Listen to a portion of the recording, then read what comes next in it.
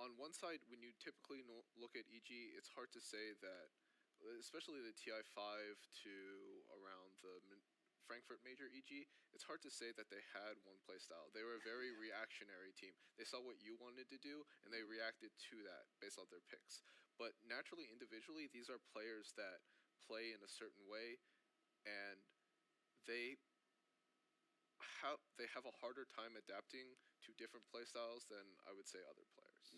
How much do you think of that is the fact that, and this is no disrespect to the players, but when you've won a TI, that's going to give you a chip on your shoulder as a player. You're going to think, I'm a good player, I've won a TI. You know best, sort of thing, exactly. right? So how much of that is going to be like, well, yeah, but we need you to do this now, and you're not going to get much farm, and you're going to have to play a slightly different role, maybe a hero you didn't want to play. It's like, well, I don't want to do that. I want to play so-and-so. We won with me playing this way and this hero. Why do we have to change? And how much of it do you think is having to convince people, look, you're going to have to put that aside and play for the team? It's definitely a good amount. Normally, right after we won TI, we had Artur and Sumail on the team. Right. Those are people that have certain ideas of how they should play the game. And then Peter as well came in and had certain ideas of how the game should be played and what was best for the team. And there was sort of a disagreement in what is most effective, what should we be doing between those three players. That it's not necessarily, it's hard to say who was right or who was wrong. Exactly. It's just natural, isn't it? Right. Yeah. Tricky. Very interesting. Yeah, you probably saw the shots in the player rooms right now. We're missing an EG player. Charlie, do you fancy popping down and sitting in the middle? Corralling your players. Look at me, guys. Look at me, guys. I'm done. I'm done. Were you Good ever luck, started? Phil. Good luck, Phil. Did you ever start? Or? Yeah, I won a TI. No, but honestly, best of luck to these guys. I'm out. You're done. Cap, do you want to go down, step in? Bit of veggies helping out the EG? I mean, if they want to give me a percentage, I'll do it. A percentage? Otherwise, I'm not sure. You know, I would risk the wrath of Valve by leaving this panel right now for a percentage of TI. Capitalist? But a salary, no. Username checks out. Exactly. What MMR are you then, Cap? Not 6K. Okay. Not 6K? I thought you were. I mean, I was once upon a time. Okay. Before Shanghai. Shanghai was a, Shanghai was a... topped out at Shanghai? We'll say Shanghai was a cursed I'm gonna have to use... I felt that curse before I'm gonna have to anybody use else. one of these cards if you're gonna start talking about your caster MMR. I should explain these, I didn't bring this up, all right? Okay. Everybody else brings this up. I don't bring this up. Okay, all right. I should explain that we have given Cap and Charlie because I haven't gotten them yet. You haven't got any yet? Correct. We've given Charlie. We've only given Charlie a yellow and a red card. Now these two can use these yellow and red cards at any time they like in the show, but if they use a yellow card, they have to shut up immediately. Okay? If they use a red card, they have to shut up for the entire segment. They can only mime their answers. Okay? Hey, This is mine now. you want to fight? Shut up, Charlie. Yeah, this is not going to work. Yeah, we might have to introduce some sort of referee or something. A third referee. Yeah. I'm hopefully going to get an update in just a moment as to what is going on. But we'll hopefully get our fifth EG player back any time now and get into the game. I think they're Come on, Phil. Peter's back, but he's putting his jacket on. I don't know if that's a good thing or a bad. Is he going? Is he had enough? I think he's just getting warm. But yeah, we've got Peter back, and it looks like we've lost someone else now. But hopefully they'll be ready fairly soon. It does give us an opportunity to talk fantasy teams, by the way. Okay. Did you do your fantasy team this morning? I did. We did. We got in. We were the first ones in. I just want to point that out. I'm not saying that we're super hardworking and deserve a lot of credit for that, but we were the first ones in. Ted, you deserve a lot of credit for that. Thanks, Paul. Don't forget my buddy Cap here, because he was the one who was like, we can find a computer, Ted, and we can do a fantasy. I was like, oh, yeah, Do you know I have stars over here, Cap? Gold ones, right? Yeah. And you're not getting any. Wow. Take those stars away from Guys, me. let's be the team that sticks together, all right? This is how TI's, that's how it goes wrong. This You've got to is stick secret. together. Jesus. What do you mean? Neither of these teams stuck together. We picked our 5. I don't have all the cards, so Okay. sometimes I have to just pick the shiniest card I've got Right. that's playing that day. Okay. And Did you use I any told strategy? Ted this. Ted was like, he had one of the basic cards, right? And he had a player that he was Like like red Sumail cards. or something. I was right? like, oh, Sumail, It was like sweet. basic card. I was like, no. I was like, let me show you something, Ted. I showed him yesterday where I actually had some basic cards that I had to use because I didn't have any others. Yes. And even though they were on winning teams like Lanham, for example, right? Still got very low points. Only like 50 points. Yeah.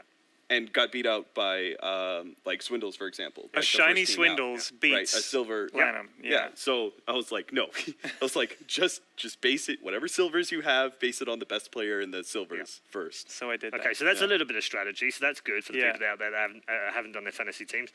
I also had a strategy today. There are 3 sets of Group A games and only 2 of Group B. Nice.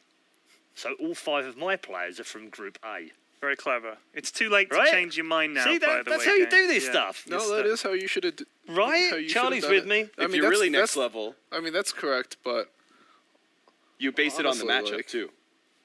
That's fantasy 101, really. Yeah. You know, pick players Right. that are going to be playing. Yeah. If you can't figure that out, get out of the game. Yeah. I've posted mine on Twitter, by the way. I can go through them if you want. You can pick them apart. But Yeah. but I go mean, ahead. but Yeah, yeah, go on I then. did use a basic card today. Uh-oh. oh, who'd you use? Miracle. Basic Miracle. It's still Basic pretty Miracle. good. Right? Yeah. Basic Miracle is like a gold anyone else's card, so I figure I'm okay today, right? You're good. I mean, I would have loved to have had a gold Miracle card and then been able to play it 5 times in my team or something. That would have been great as well. But I'm okay with that. Did you put you any pick wings today? players in? Huh? Did you put any wings players in? I did have wings players as well. Yeah, I had Good on you, Paul. I had a Good on gold you. wings player in there You know what's up. and a silver player, silver shadow in there. Oh, I've got Silver Shadow as well. All right. So I reckon I've done all right today. And there, people were ribbing me on Twitter yesterday about, oh, you only got 490 points. I got like 900. I'm like, no, you didn't. Right? It added them up wrong. If you add up all of them, it adds up like. It actually added up to 390 on this guy's who replied to me. Look at me, I got 790. I was like, no, it adds up to 390. Like, why have you not added them up manually? Don't let him get in your head. I'm not going to let them get Just to me. don't worry Right, let's about it. just recap the streams right now because they have got some games going on.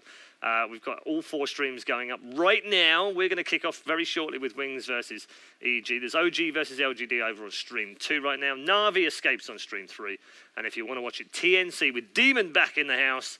He's playing for TNC against Alliance on stream number 4. So that's where our 4 are right now. It's time for our opening game of Group A here on stream 1. Let's head over to the commentary team of Toby1 and Malini.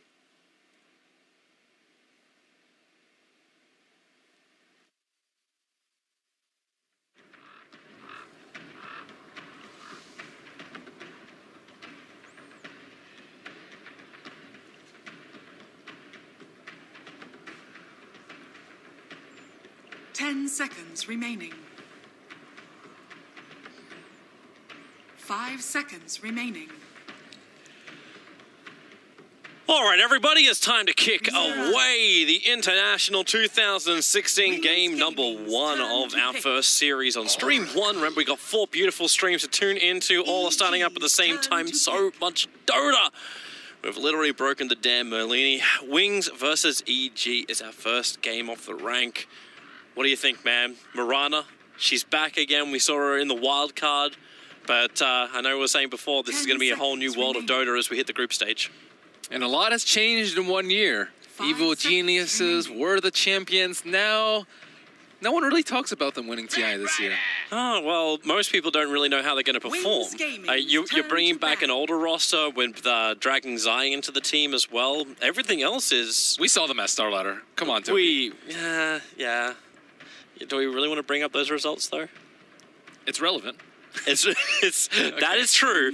That is true. So Evil Geniuses led off with a Keeper and a Kunkka band. The Keeper is not that surprising. The Kunkka is way more surprising to me. Wings, pretty standard with the ET and the Drow band. And Evil Geniuses now, they have the return of the Particle Zai.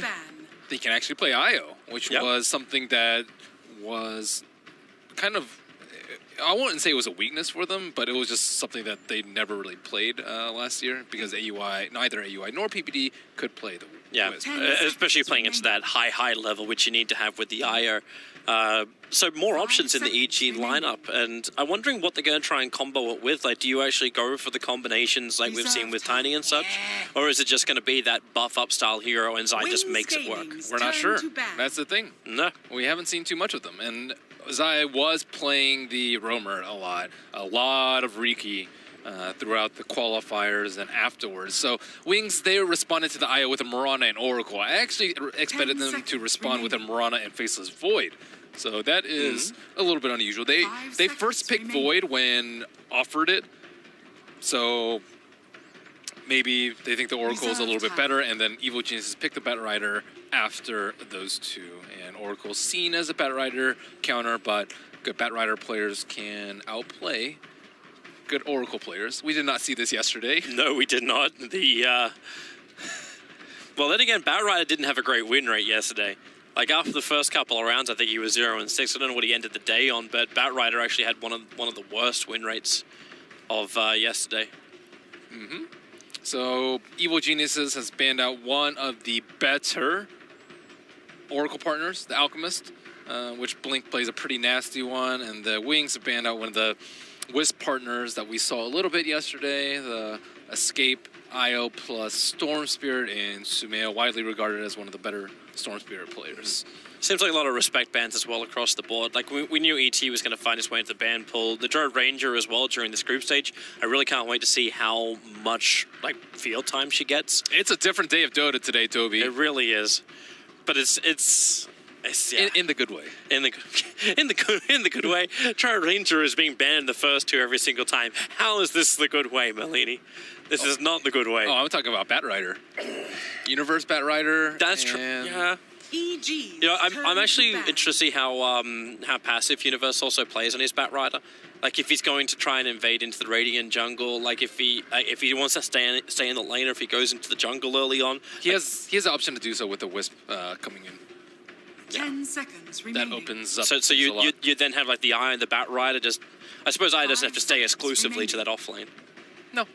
IO just runs around, save whatever lane is necessary. You'll see the defensive and the mid and safe just checking runes and getting the stacks off, but I think the opportunity to turn around a lane is far more important. Evil Geniuses ban out the Naga Siren. We saw this used by eHome as well as some other Eastern teams to counter-initiate the Batrider lasso, as well as just counter-initiate the relocate. If you relocate it and you can sleep, you can kind of get away with most of the duration of the relocate and then fight it like that, or just get on top of the Wisp and reposition yourself. I'm interested to see how Wings approach the next part of their draft. The Mirana, yesterday, we saw it slipping between core as well as support. Yapsor's support, I think, was probably one of the best ones we've seen with the Mirana, with insane timings on his Aghanim Scepter. Does Wings normally run this as a core? Like, do we see Wings, it in the Mirana? Yeah, do we see it in a one or two? They run it two position, like almost exclusively. Actually, I think they were one of the first teams to consistently run it in the mid lane. And Wings with a little bit of new flavor, the Sand King. Another hero which I know we were talking about yesterday. SK Mirana is just so nasty. There's also, what was the combination we're talking with, the support SK, when you have both Caustic as well as having the Orb of Venom, like with the double slow of the SK combining together, it's impossible to run away from him. And I'm liking the setup as well for any kind of Mirana arrows. It's not the longest stun in the world, but it should be long enough. So EG, thinking about the options they have, what do they like to pair with IO? You asked it earlier, but now it's getting later into the draft. What also works in the lane up against what this is? Ursa, maybe? They're dire. I think they need some burst to combo with the Batrider. We see Sven sometimes. Fears, one of Fear's signature heroes. Yeah, if Arteezy was still on the team, I maybe say that Ursa was an option, but yeah, I like Sven a hell of a lot more for the players in EG now. They don't have that much physical damage, though. That's my problem with Sven this game. It's almost all magical output. and you don't want to rush a BKB, so I think you need someone with a little bit of tankiness that comes from not getting that 4,000 gold item. Well, PPD's the man with a hard choice. He can show up his core right now or just get his secondary support. Juggernaut might also be pretty good too. Do you start to worry though? Like with the Juggernaut, Oracle can really screw around with that. You can really screw around with any melee carry that partners with IO. So EG go with the Dazzle. So it's one of those very passive support style lineups. No straight up stuns to work with by having Dazzle and IO, but you got a lot of sustain. That's the upside. 10 seconds They're lacking damage though. I think Dazzle might be setting for like a TA or something too for the mid lane. Maybe not for so much AoE though, so turn to pick. Need some tankiness, magic immunity. Oh, there we go. Okay.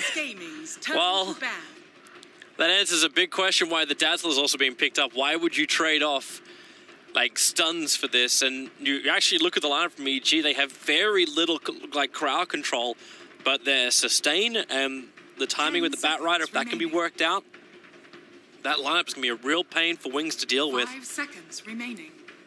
It is. We haven't seen EG play Huskar too much, it looks like.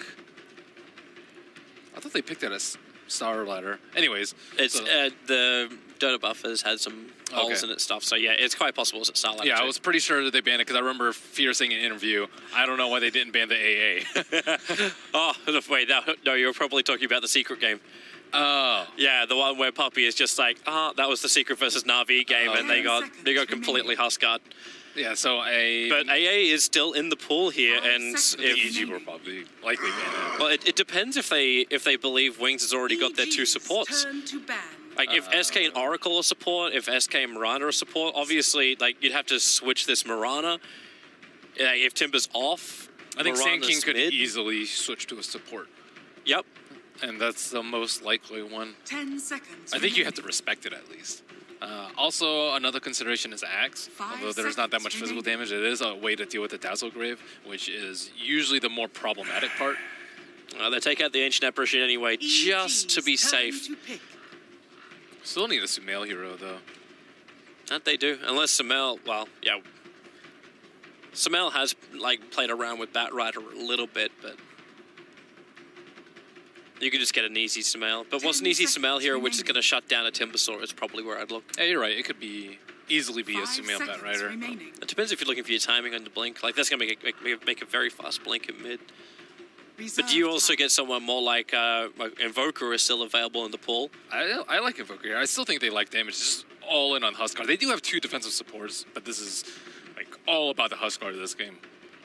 Main reason why I'm thinking Invoker is the Huskar is going to create a lot of space here. So if you can get that early Midas over on the Invoker, he's going to scale really nicely into the mid game. But they go for a Slaughter. It's a Fiat Classic, which means Sumail will be actually taking the Bat Rider into his hands. Hang on. Is that then him, or is it Universe on the Slaughter? Universe. Slardar, Fear, Huskar, Sumail, Bat Rider. So Wings have one last pick. That's a lot of mid-game aggression. And good Roche. Oh, Viper. Viper is... I've seen this matchup before, and I've actually played this matchup a few times. Viper does well, okay, but later your Corrosive does nothing to a Huskar because he has like a lot of attack speed and a lot of magic resistance, which Corrosive is useless against. The one thing that is very good is that Nether Toxin is very good versus the Huskar because it's physical damage. So that might be one of the reasons. A lot of teams have been exploring Huskar counters, and it looks like Wings' Huskar counter of choice will be the Viper. Yeah, but he's not going to survive very long if he's going to get amplified every single time too. That's going to be his other problem. They don't have that much physical damage, though. Huskar puts out a lot more magic than physical. And they have the Oracle, too, to keep them alive. So that might be pretty nasty. We'll see how this goes. So a lot of sustain to work with. Let's go quickly through it. Who's going to get the most amount of kills? I want to back the Huskar team straight away on that one. I'm going with Wings. You're going to go with Wings? Wings have looked a lot stronger, and I think they have prepared for the Huskar. Number of trees destroyed. There's a Timbersaw. Well, 301 plus easy then. By 30 minutes? Okay, yeah, sure. I'm going to go with 301 plus. Total number of deaths by 10 minutes. I think it's going to be It looks like a very passive. hot. What? Are you kidding? Come on, they're not going to get into it. Passive? They're not going to get into it, man. What? Okay, I'm going to go 16 plus. Do it. I'm going to go 11 to 15. Okay. Burrow Strike already out. PPD. The arrow flies in, and welcome to First Blood. PPD is already going to drop. Not even 42 seconds to the foghorn. Passive, Toby. Hey, I'm happy when I'm wrong on that one. Team with the most runes picked up by the 10-minute mark. I'm going with... 30 seconds There's a to wisp, battle. though. Yeah, it's how much can Wings really I'm try going with and the Wings. contest it? Like, do they come down every single time to stop the IO? Yeah, I think they have the Sanking. The Sanking Mirana threat is I think, a lot to deal with this early. With like the very long quote on Grave. I'm going with Wings. And they have First Blood. They should secure themselves at minimum 1 rune. Actually, okay, Sumail is actually on the Huskar, and Universe is on the Bat Rider. And Okay. Bat Rider will be in the safe lane. And Fear is on the Slaughter. So Okay. they run the mid Huskar with the safe lane Universe, and then the off lane Slaughter. They do have a lot of sustain. Like, this dual lane between PPD as well as Fear is going to be really hard to kill. And is this Wings also changing their lanes up a bit? Ice is moving up north. Yep, Timber is just TP'd down to the bottom lane. So Wings are already adjusting. They have the Observer Ward on the hillside, which let them see PPD and Fear moving down here, and they've already adjusted. And in the mid lane, I think the 2-on-2 should favor Viper earlier. However, it's going to be hard for either of them with CS. Wisp, we already see start off with a TP scroll, just in case things get a little bit hairy in that lane or the other lanes. When you've got Nio in this lane, like, Sumail should be able to go ham. He just needs a couple of levels. Timbersaw really needs level 2 before he can start doing stuff. He went for Whirling Death. He actually missed the Whirling Death for the First Blood, but he is not going to have an easy time with his start. It's a sad thing for Ice when it comes to the lane, and like, we've been seeing a lot of Caustic Finale builds arriving for an SK, but he needed the Burrow Strike so they could ensure the First Blood. Yep. So he just has to wait out that lane before he can try and zone the bat. But Universe can just do it tough for now. They need to prevent Wisp from getting the runes. It's one of the most important things to winning the Wisp +1 matchup in the mid. Or else, like, him just getting the bottle charge is very annoying, but him healing up the Huskar for 1.5x, that's like 2.5 runes per rune. Oh, Sumail, he's really, really low. Like, Zai's doing as much as he can. He's still got 2 bottle charges up his sleeve.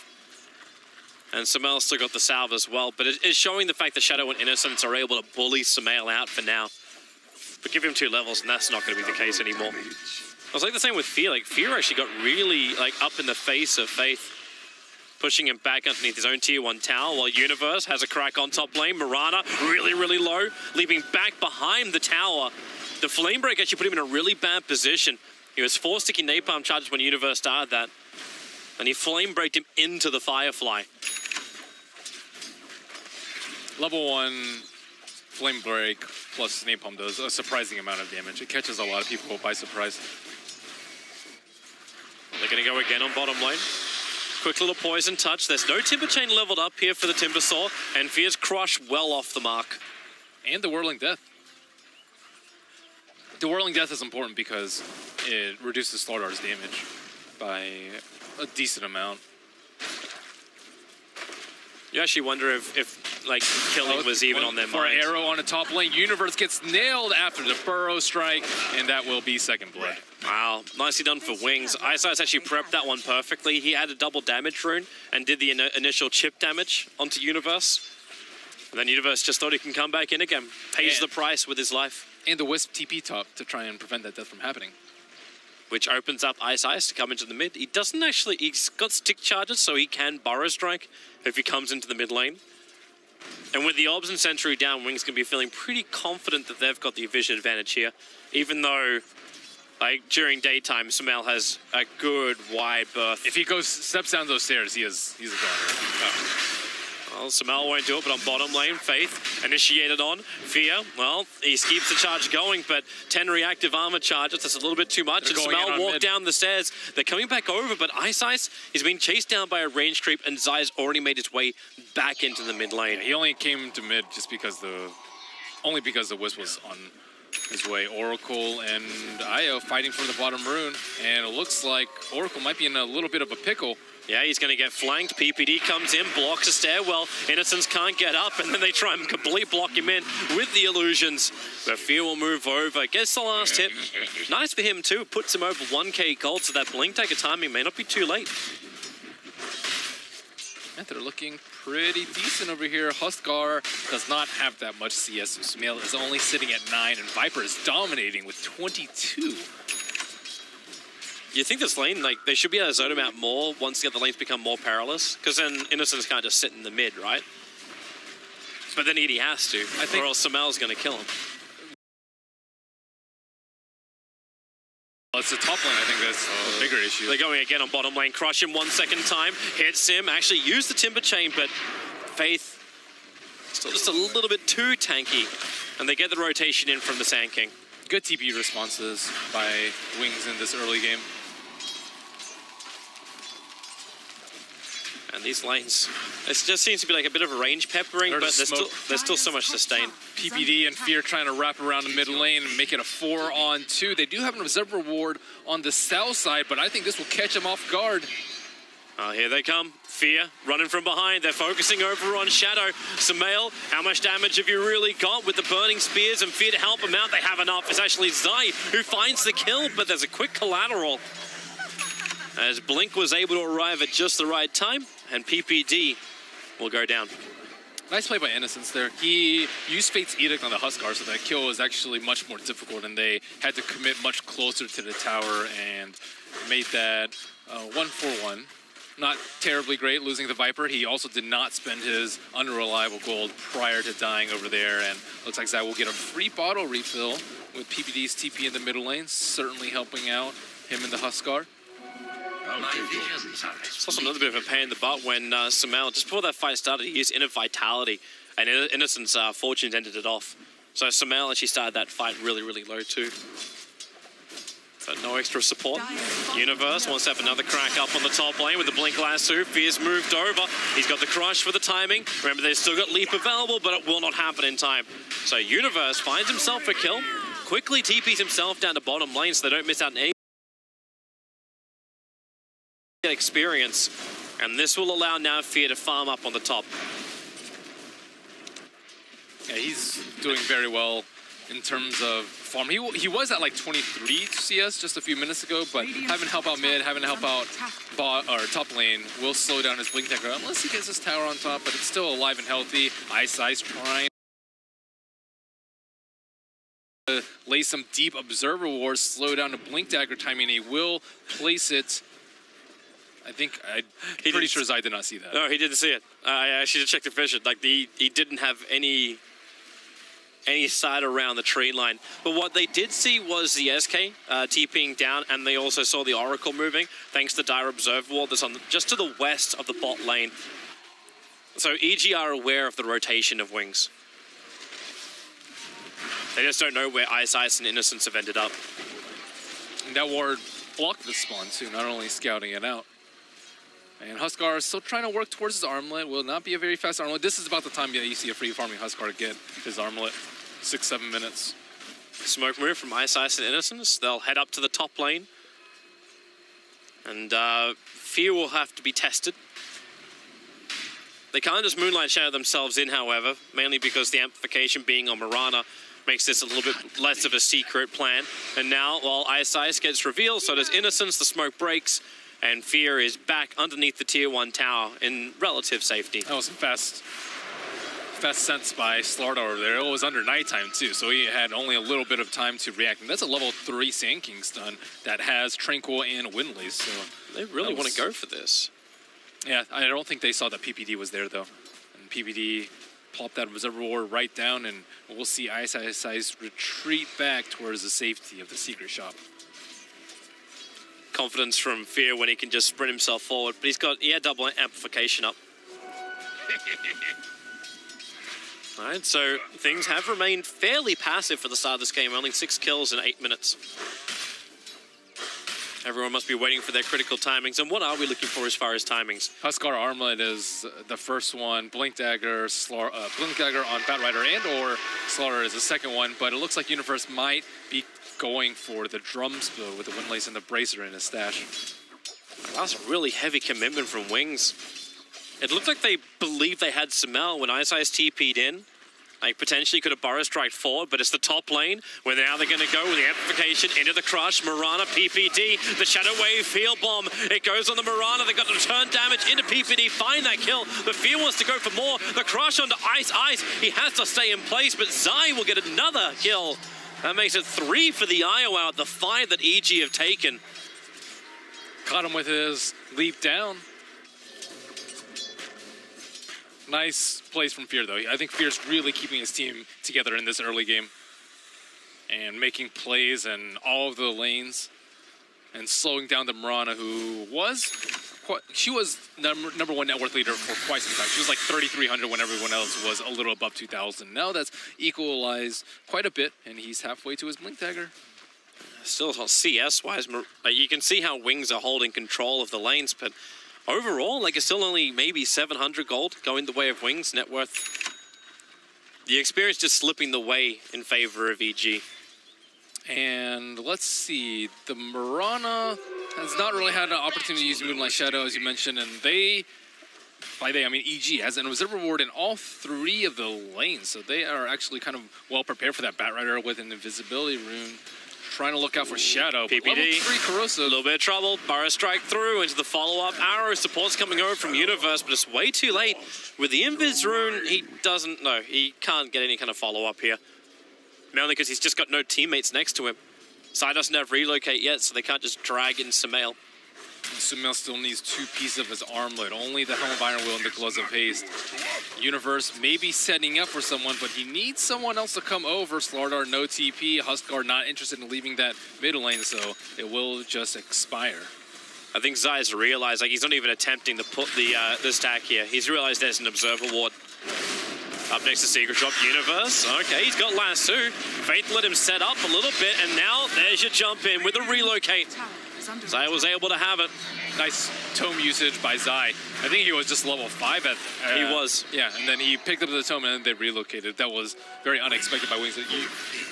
Whenever you're playing against the Wisp, you constantly pull down a score tab trying to see what level the Wisp is. And they did have eyes on him too, so they didn't even have to do that. He was standing on top of the Obs ward and showing the fact that he was level 5. Yeah, maybe he was trying to next level them. It's like, hey, I'm level 5, guys. I know you see me. We can give him the credit for it at least, even if he didn't intend it. Unintentional awesomeness. All right, so EG now just leading by 1 kill. But there's still no map control to be taken. This looks like a big brawler game between Wings and EG just brewing. I think EG is about to explode, though, pretty soon. The Blink on the Slardar and the Armlet on the Huskar, I think they could force a fight into the Roche pit, which they should be able to control very well because of the Batrider inside the pit, as well as the threat of the split push and the relocate on the side lanes with the IO. So they can spread Wings up around the map and just take Roche at their leisure. Unless they have a move on the top lane, Fear. That's what they're looking for. PPD's in the neighborhood. The leap forward into the arrow. Fear will go down. PPD could not get the Shallow Grave off in time, but Universe looking for some revenge. He does not have Lasso. It's on cooldown for another 3 seconds. Even with the 10-1 charges, he doesn't commit. 4 heroes from Wings arriving on the top lane. What a time to kill Slardar. He was just a couple hundred gold away. Slow down that Blink Dagger. Yeah, they and set Wings up keep chasing. Like, Ice is going in very deep on the Dire jungle. Just want to make sure that they don't have any stacks. Just scouting it out, and now they see a 2 They found 1. Mirana could potentially steal some of that too if he wants to with the arrow. You're looking for those juicy 4-5 stacks, Toby. That would give a lot of money. Always feels very weird when you see a Mirana. Like almost every Mirana we had yesterday was Narcane Boot Mirana. Mm-hmm. He likes his face. And he also likes... I saw him get like level 2 leap at like level 4 or something. I don't know. He does strange things now and then. PPD in trouble, get a self-grave very quickly. The relocate's coming in, however. This will bring Sumail to the front lines. He still doesn't have that armor up just yet, but with the epicenter prepared by Ice Ice, he'll burrow strike in. Sumail's in trouble. Zai can't keep him alive. The relocate, it doesn't even have time to end in 2 seconds, but he gets sliced up by the Timbersaw. Is under attack. And Universe and PPD are stuck underneath their tier 1 tower with wings circling like sharks. And when they drag the creep wave down, this is now a license to dive. Universe does not have a TP scroll, and he's got another 11 seconds till his Firefly comes back off cooldown. And Ice Ice is going to have a lock. Radiant's bottom tower And is under this is one of the things about Wings that I think makes them very strong, is that they overcommit to ganks. It's like, oh, I only see 2 people going on our Dazzle. We're going to relocate 3. And oh, wait, their whole entire team is here. And if Oracle weren't there, that would have just been EG getting 2 very, very easy kills. We're going to see it again. So Sumail arrives in. Faith very deep in, but by timber chaining off to the side, he drags EG into the unfavorable position. But we come back live as they battle it up in the mid lane. EG again fighting underneath towers. This time it's the Radiant Tower. With a 2-for-1 trade-off, they bring down the Viper. But Sumail goes down again. Radiant's middle tower is under attack. That was a Blink Dagger reveal up on Fear, trying to look for a +1 as he circles around. However, they do not have an Observer Ward plop down. They don't have good vision behind the tower. In a sense, not in a good spot here. Fear still doesn't see him, though. The vision. Now he'll get a glimpse. Crush up, amplify him, gets an extra bash just for good measure, and PPD will help him out. Innocence looking to deny himself up to the Ancients, but can't reach the golems in time. Maybe he thought he had a little bit more mana. I was surprised he didn't disarm the Slardar arrow. Misses Slardar by a good margin, and Sumail finally has completed his armlet. It took a while. It took a long time. And this is like a straight armor too. There's no strength trace behind it. There's no extra items coupling apart from the magic wand. So Sumail still needs more time to get some strength behind this Husker, and not just rely on Zai. Even though Zai has still got 4 kills and 1 death to his name, so he's walking around with Urn as well as Arcane Boots. And the Dire team is circling around the bottom rune near the 60 Ice Ice is coming in. He burrow strikes onto Zai, but Fear right there. Blink Crush, but the damage from Faith so big with the timber chain through, but it's the SK the one to die. Zai had the 1 charges up his sleeve, so they regen up nice and quick. Middle tower is under attack. And they're circling. Universe, the flame break. They're trying to push him back in closer. Sentry Ward down by PPD will reveal Shadow, but the rest of Wings, they are all here as 5-man style Dota, even though there's 4 of them alive. Sumail, the life break is up. Does he want to jump? And who's he jump towards? Faith is the one timber chaining away, but Fear, a great crush. They hold him there, but then the Shark Drum, they turn and fight. Faith's been bought a lot more time thanks to the Oracle. He will probably still pop. No, he won't. He actually regens up more than enough underneath the tier 1 tower. And now it's EG who are on the run. Sumail is too low. 1 whirling death and 1 punch. The Timber finds another kill. They burrow strike to the west. They attack to the east. And EG, they are killed all the way across the Radiant jungle. Universe will survive, but EG found themselves way too deep and way too outnumbered. I think Oracle is the new hot support. EG had coordinated so well to try and get that kill before the False Promise came out, but he casts it like when they're at 10%. Normally when you're an Oracle player, you're like, oh god, I don't want to cast it before they die. You don't want to cast too early or they won't commit, and you don't want to cast too late or that person is just in the grave.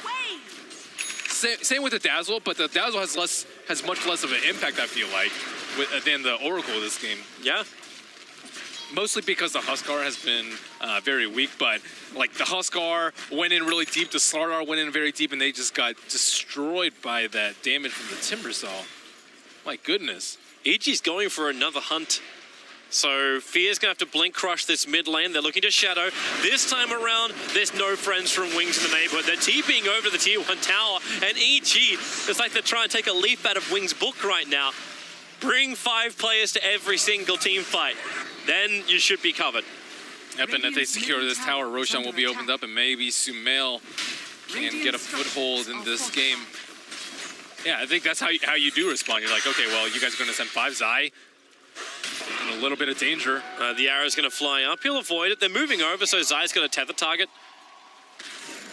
This Timbersaw is very farmed though. He has 12 Bloodstone charges and 6 kills, and it's kind of the dream. Well, they're playing coming to versus 3 strength defense. heroes. Fearless uses Blink to get back. Defensive weave from PPD. But Wings has brought everybody apart from the Mirana into that mid. Okay, they're not going to... I thought for a moment they were going to go because the TP timing. They didn't see the Wisp. I think it's suicide to go on the Huskar when you don't see one of the defensive heroes. Because they'll just heal him up, he'll be really low and just output a ton of damage while armlet toggling, and then get Graves if he's in severe danger. And now Wings has an added toolkit to their arsenal. The Ag Scepter complete on the Mirana, 19 minutes in. Pretty good timing. And they're instantly going to put it to work. The smoke maneuver from Wings. There's been a lot of missed spells. I've seen Timbersaw miss maybe 4 plus Whirling Disc. Misses the chain right there. Not the biggest deal though, PPD.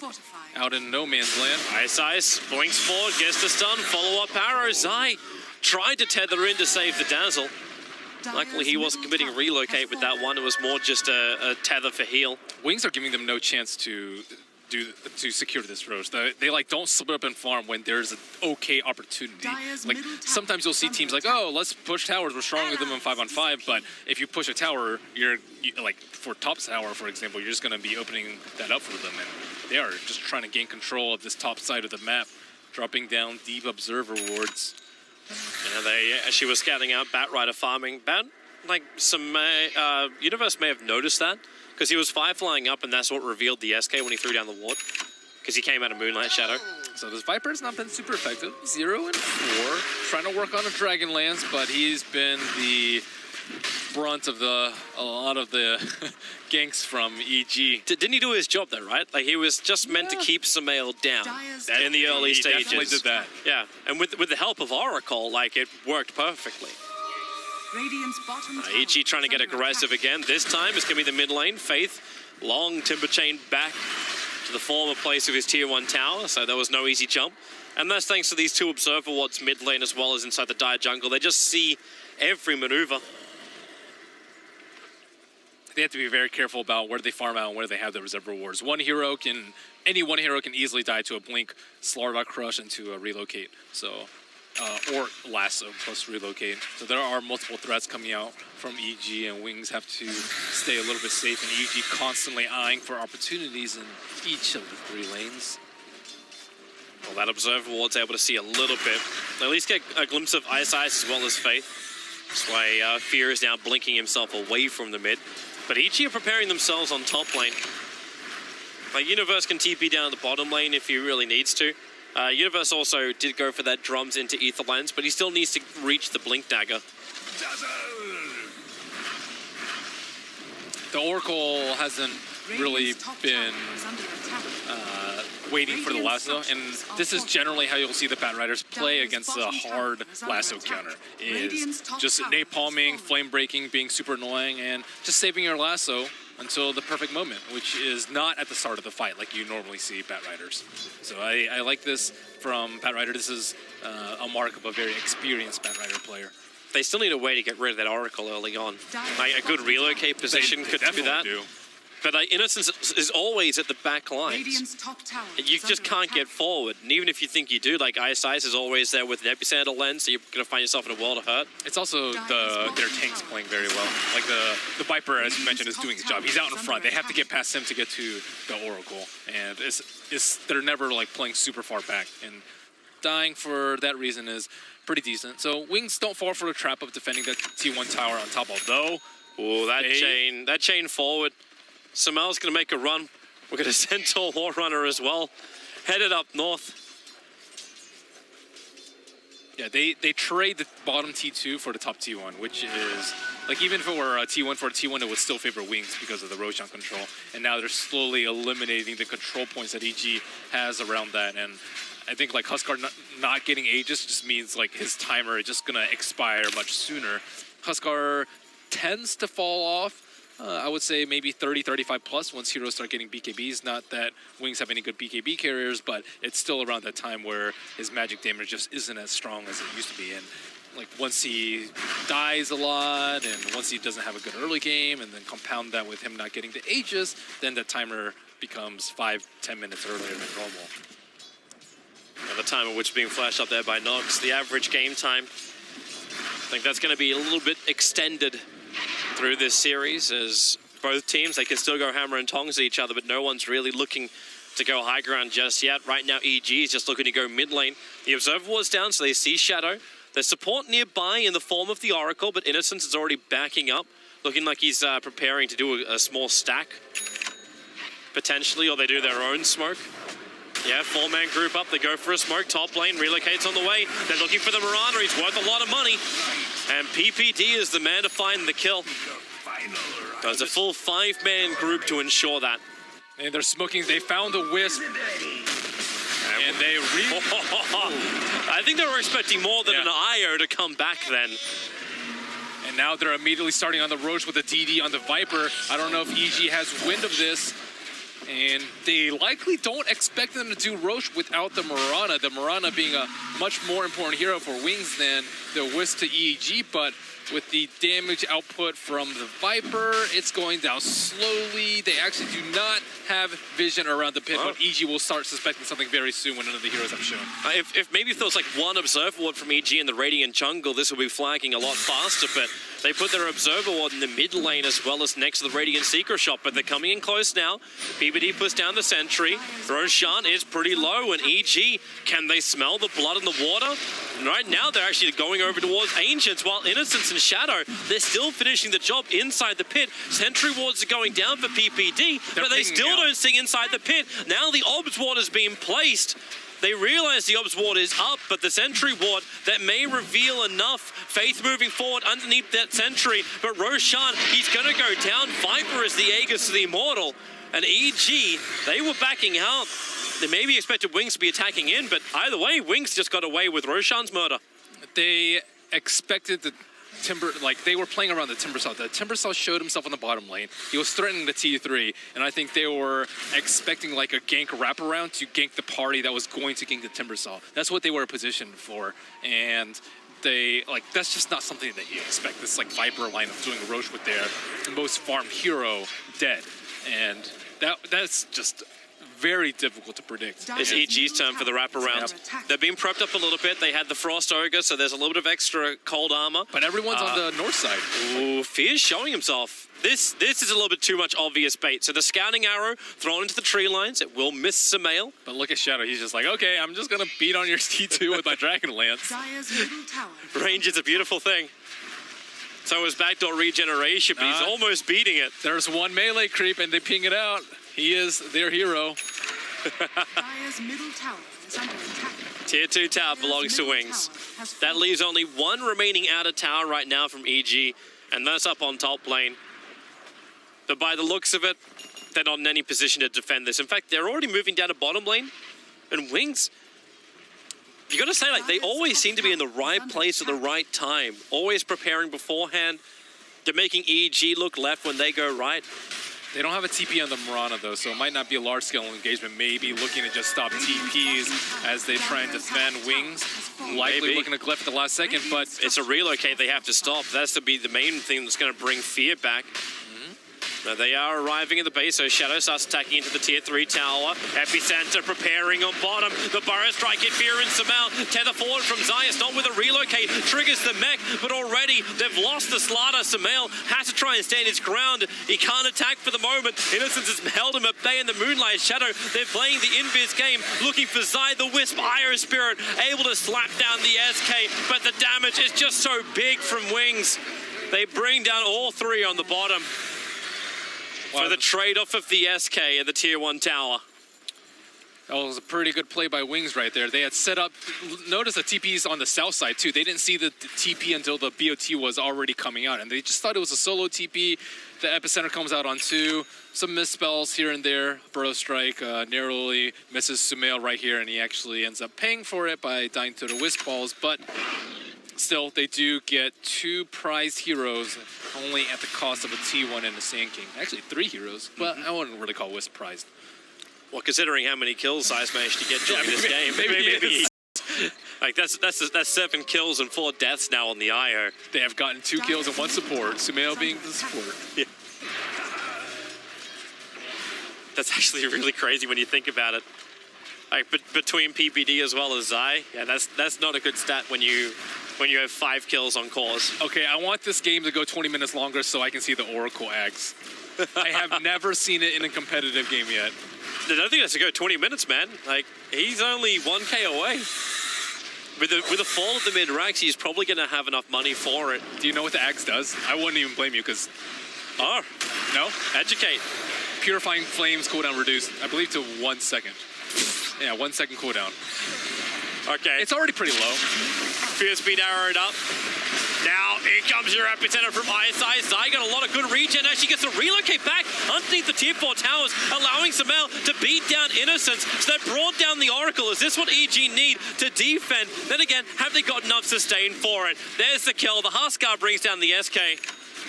That's thanks to the Burning Spears finishing the job.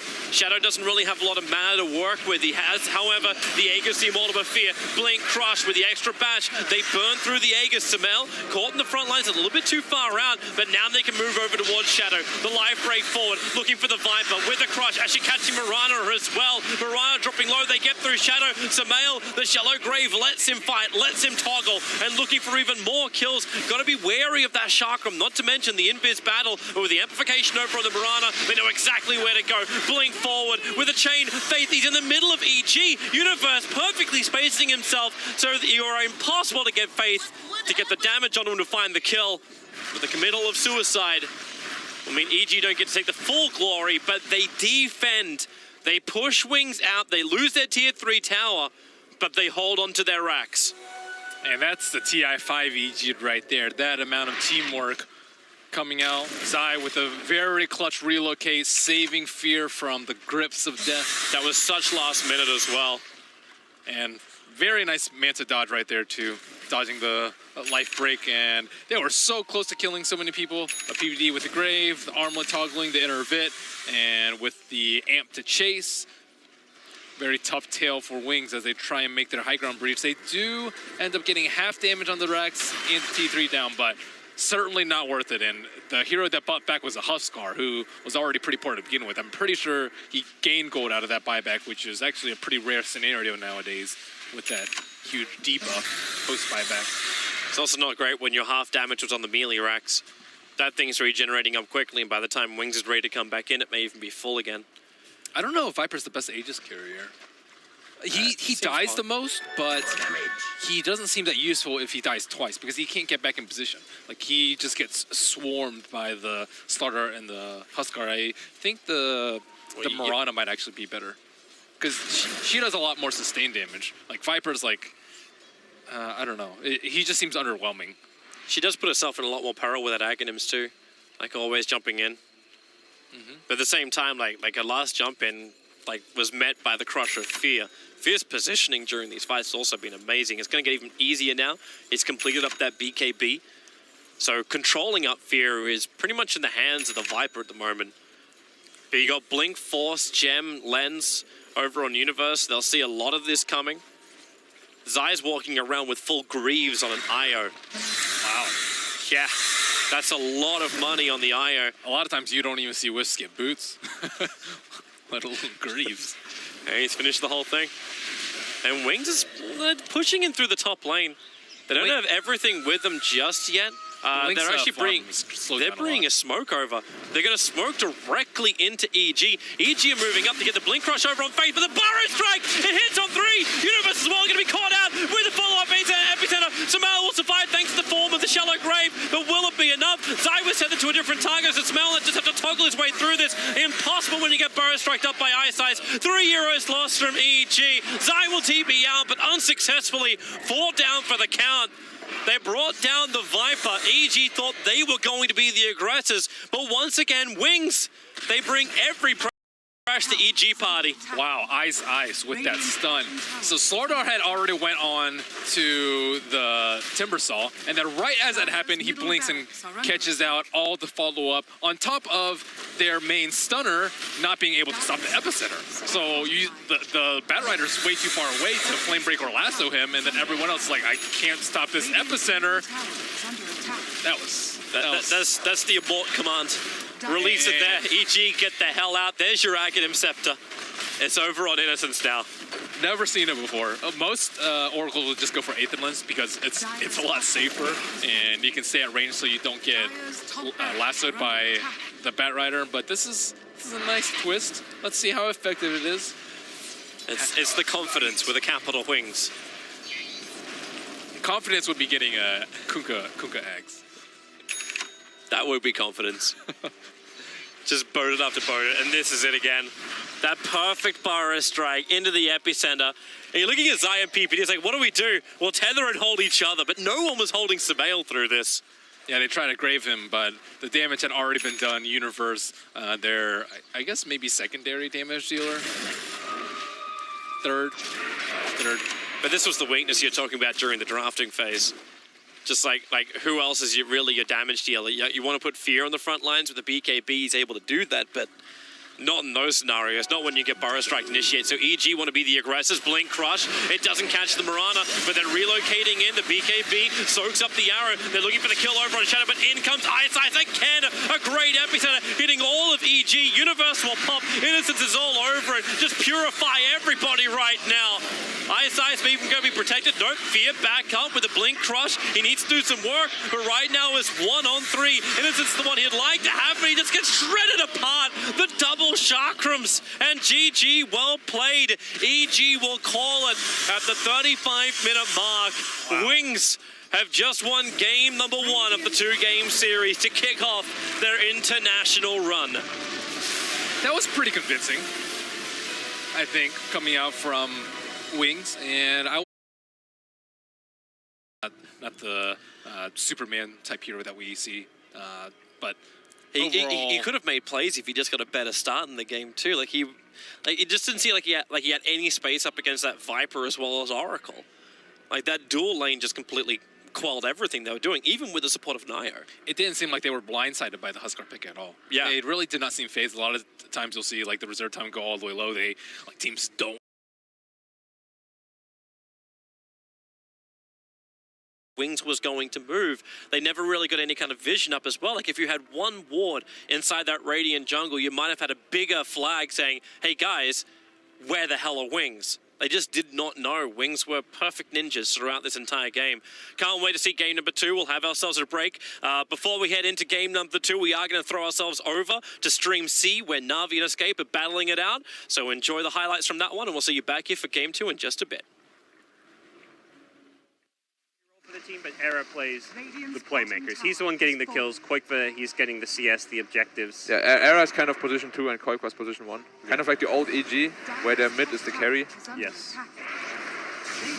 See what Era can do. He's in the back lines. Blink gets cancelled and won't hit the first clap. Yaps are in the front lines trying to get Saniko. Gets him low, doesn't get the kill, but with Bat dead, hard defense to make. They've killed the first Spirit Bear. Koikva going to have to resummon.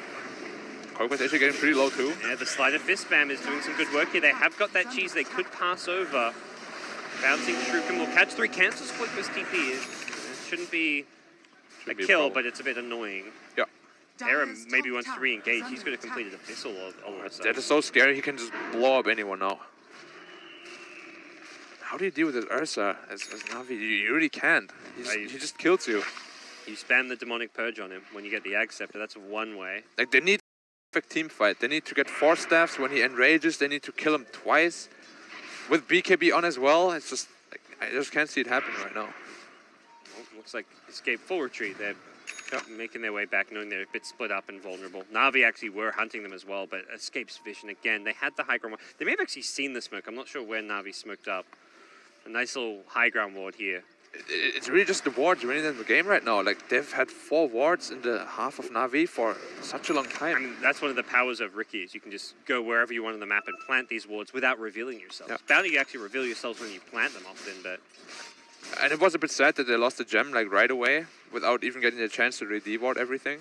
Yeah. It's like, like you say, the vision. Yeah. You see everything if you're escaping. The thing is, if you see no heroes with these wards... You know they're up to something. Yeah, they're either smoked as 5, or you know they're on that little dark spot farming the jungle, for example. But more likely than not, they're up to something, like you say. Got an MKB completed on the Lone Druid. Not entirely sure why no MKB. Damage. Yeah, but they don't have Single any damage, invasion. yeah, I would rather like to see a basher, because then lifesteal is really out of the game. If they have 2 bashers, But I guess MKB is really good damage to pressure the Rex, so... I guess Deso is the one other. If you want to go pure damage, you would consider the Deso perhaps. But I'm not a lone druid player. Quakefoot is one of the best lone druid players. So Oh yeah, he knows what he's doing. he definitely has a reason, even if yours truly does not understand it. He is 2 next level for me. Yo, on that hero for sure. And now and you can also use the Demonic Purge now with 3 charges on the bear if you really want to. Like that, you don't have to worry. Like you've got 3 to play around with. Yeah. Well, they're just gonna go for the Rex. Have a second bear now. They still the Aegis as well. That lasts for about another minute and a half. This should Gonna just hit be the a Rex. free Rax almost. I don't see what Na'Vi can do. They're going to try to do something. Side of Fistbang coming out. Artsel doesn't even get his Ghost Scepter off. He got Abyssal down. First Rax goes down. Cinderin in the front lines, perhaps happy to die for the cause, but he may not even go down, just barely. It's taken out by Na'Vi. Era with his BKB. Once Saniko will settle for a Rax instead, and they're already Quakefoot. We've talked about this guy being the objective gamer. Well, his team's fighting. He is taking the mid lane. He does not care what his team is up to. Era blinking past the Rax, creating space for Quakefoot to do what he does best, and that's going to be take the building, take the Na'Vi base, and take Game 1 away from the CIS squad as Escape Gaming, your wildcard runner-up, have taken the opening game of the group stage. What a way to start things off. That's making a statement. They made it look easy too. Yep. They were in control of the game from start to finish. Let's just hide those. We didn't get anything wrong. Yeah, there was no problem at all. Yeah, no problem at all. No problem at all for Escape Gaming. Era's Ursa and Yapsa Ricky. So that's one thing going the way of LGD. Their OG are on the hunt for aggressive, but is able to TP out, and they'll find the illusions, but that's not what they want. They'd rather much find the hero. Those aren't Mantle Illusions, this is an Illusion Rune or Disruption Rune, I believe, coming, or Disruption, excuse me, from the Shadow Demon. In the mid lane, Moon creeps up, never ever afraid of nothing smoke. and nobody. Smoke from LGD, this feels like it could be... Easily broken. That or the game ending, one of the two, I feel like. The issue for them is they're smoking when this bottom lane is about to hit the base. So they have a very small window here, Mod. They need to connect on a big kill probably in the next 10 to 15 seconds or OG are going to know what's up. They see the illusion. They should know that that is, of course, going to be the replicate, but... The downside to scouting with the replicate is you just feed No-Tail a max static link. And we've seen it every single fight. He's walking up, though. They could easily Hey, lock him No-Tail, down. come over this way, buddy. OG are like, something seems amiss here. They're split Already, up now. they've seen, though, there's a split dire up. ward. Are they going to make it out? Miracle will get Ethereal Blade and press the attack and get it off of himself, and now the Adaptive Strike will come through. He's in trouble, Impale will miss. That's He's getting Impale chased down. dodge. He's got to get something going here with his team. They can't find it. Silence under one, Shout it looks like he'll be the martyr for the cause. Magnetize will come out. Meanwhile, on the backside, I believe they did use just the right clicks from maybe to get that kill. They still have Omni Slash here, aggressive, trying to juke and Oh, jive, no. but Miracle nails him with the duel, finds the kill. Maybe's back into the fray. He gets off the Omni Slash. Will there be an armlet toggle to get out of this one? He gets juggled the wrong way away from the Legion. They just can't kill Miracle. Whiffed, impales. Omni Slash is not bouncing correctly. A bit of misfortune, but also some outplay. Ends in a 2-for-4. Oh, man. Either a Roche or a second lane of Rax could be theirs for the taking. Aggressive's just too far up. He's going for, what, Miracle in that position? And Miracle just blinks in, and he's like, I'll take that duel, thank you very much. If Xiao 8 lands that Impale, Miracle's dead. And that's a completely different fight. Yep. Just great individual play by Miracle, but that's an Impale you can land. Miracle just outplayed him.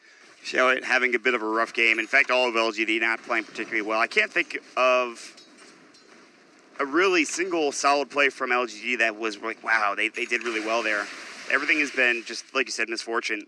They have incredibly talented players. Oh, absolutely. But they're not the ones making the big plays this game. Sometimes you show up a little short, but for LGD, another bad fight or two like that, OG are going to get a second lane of Rax, and then the game becomes an extremely uphill climb.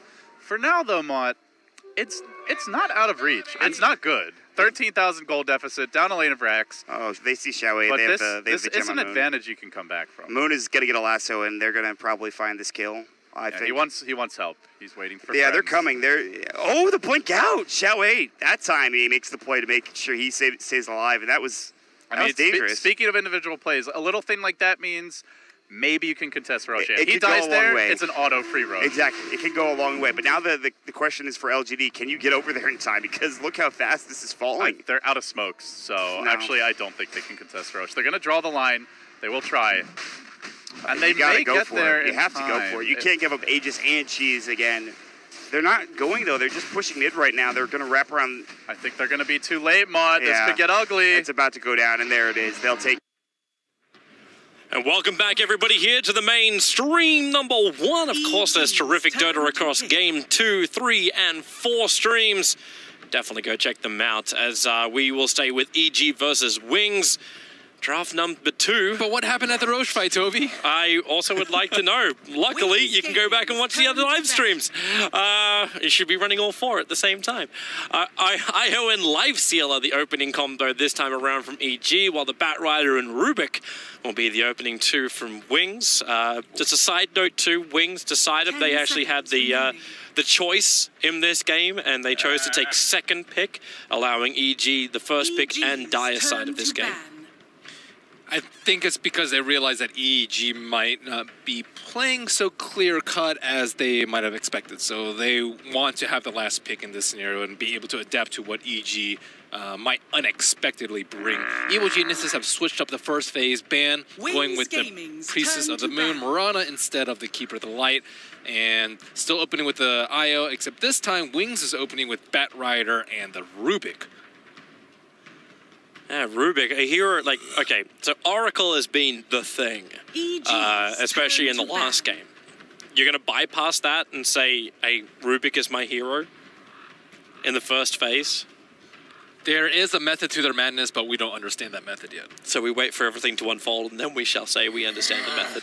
Okay. Yeah. I mean, I think that it's very, it's just very difficult to understand their drafting process. And you can try and make rhyme out of the reason, but a lot of times it's, I think a lot of times they do stuff just to throw their opponents off. It's like, okay, we can play this, we can also play this, and one might be like slightly better than the other, but they might go for the one that's not slightly as good just because they want to confuse their opponents. Or like, I think that's a big part of their game, just making the opponents prepare for the unexpected. Yeah, well, it was perfect in game number 1. Even if you don't just say it came out of the draft, like unexpectedness, there was their movement. Like, Wings always had EG guessing. Like, it never really looked like EG felt confident in one movement.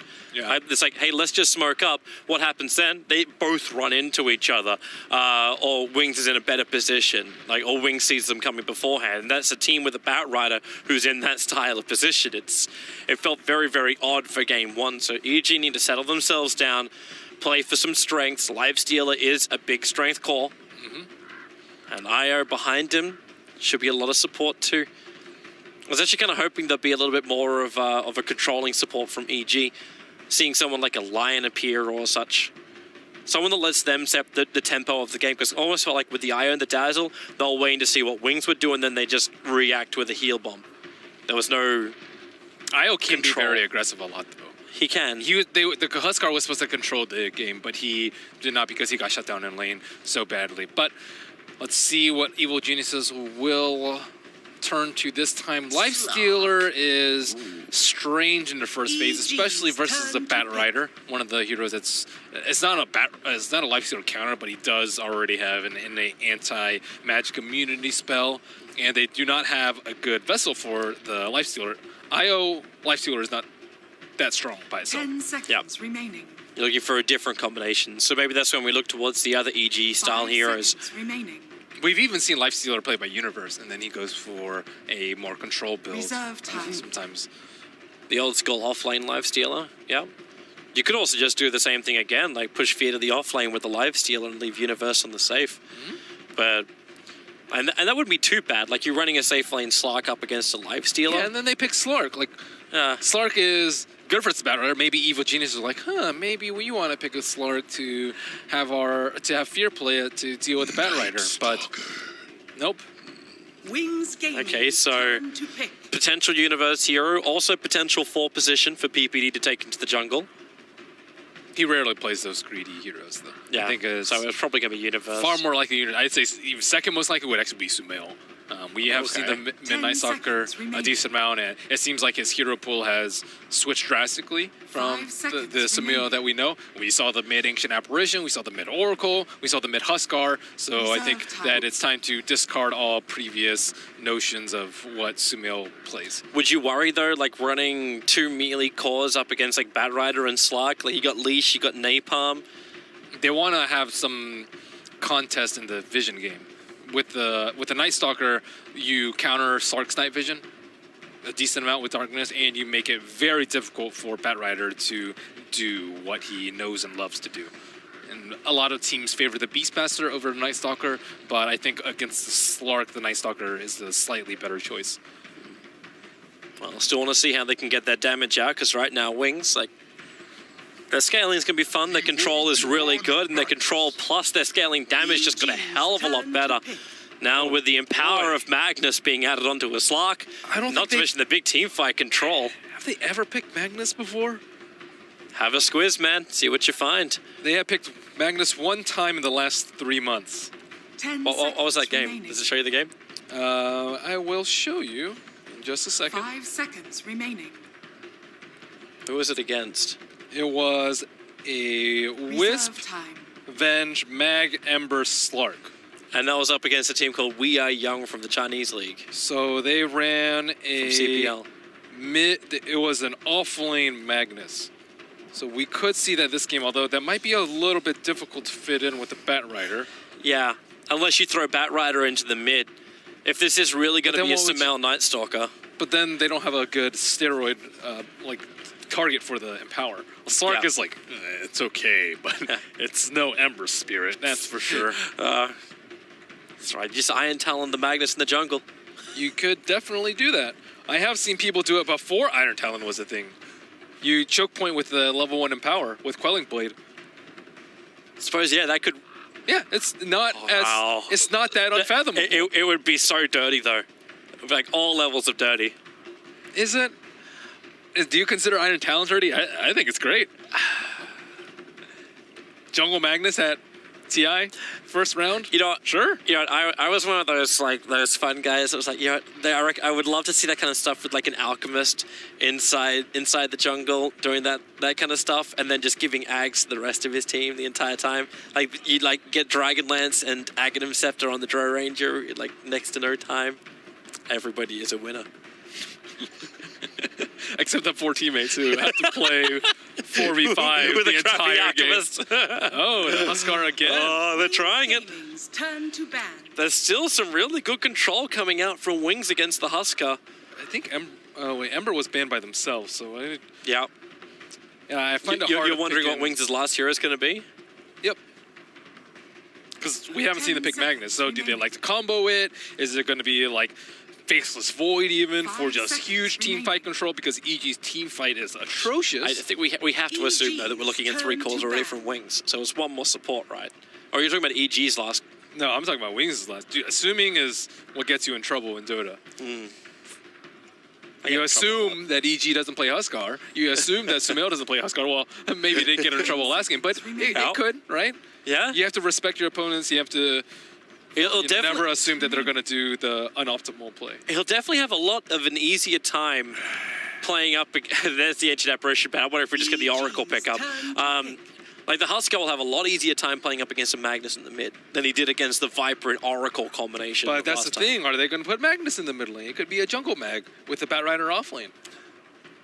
I don't think they were going to put up the Magnus versus the Huskar, because that's a terrible matchup for the Magnus. Yep. And they don't have the nice babies at Hero. Rubik's like, okay, but he's no Oracle. 5 seconds remaining. And I think this is why Wings want a second pick, just in case something strange is happening. And it is the Huskar again from EG. And now we are looking for likely a second support. The Dazzle is not available to them this time. It has been fit banned out by Wings. Oracle, however, that seems like a Zai hero, though, not a PPD. Yeah. That's more better. That's better. Better stuns, better control, nice little buff up on all their 3 heroes as well. Yeah, I don't like the Bloodlust here so much, though.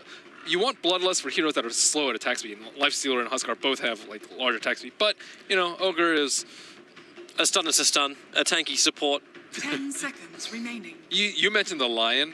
I think like Liam, he has the nice instant cast on the Slark, but just not as tanky, just in case things go awry.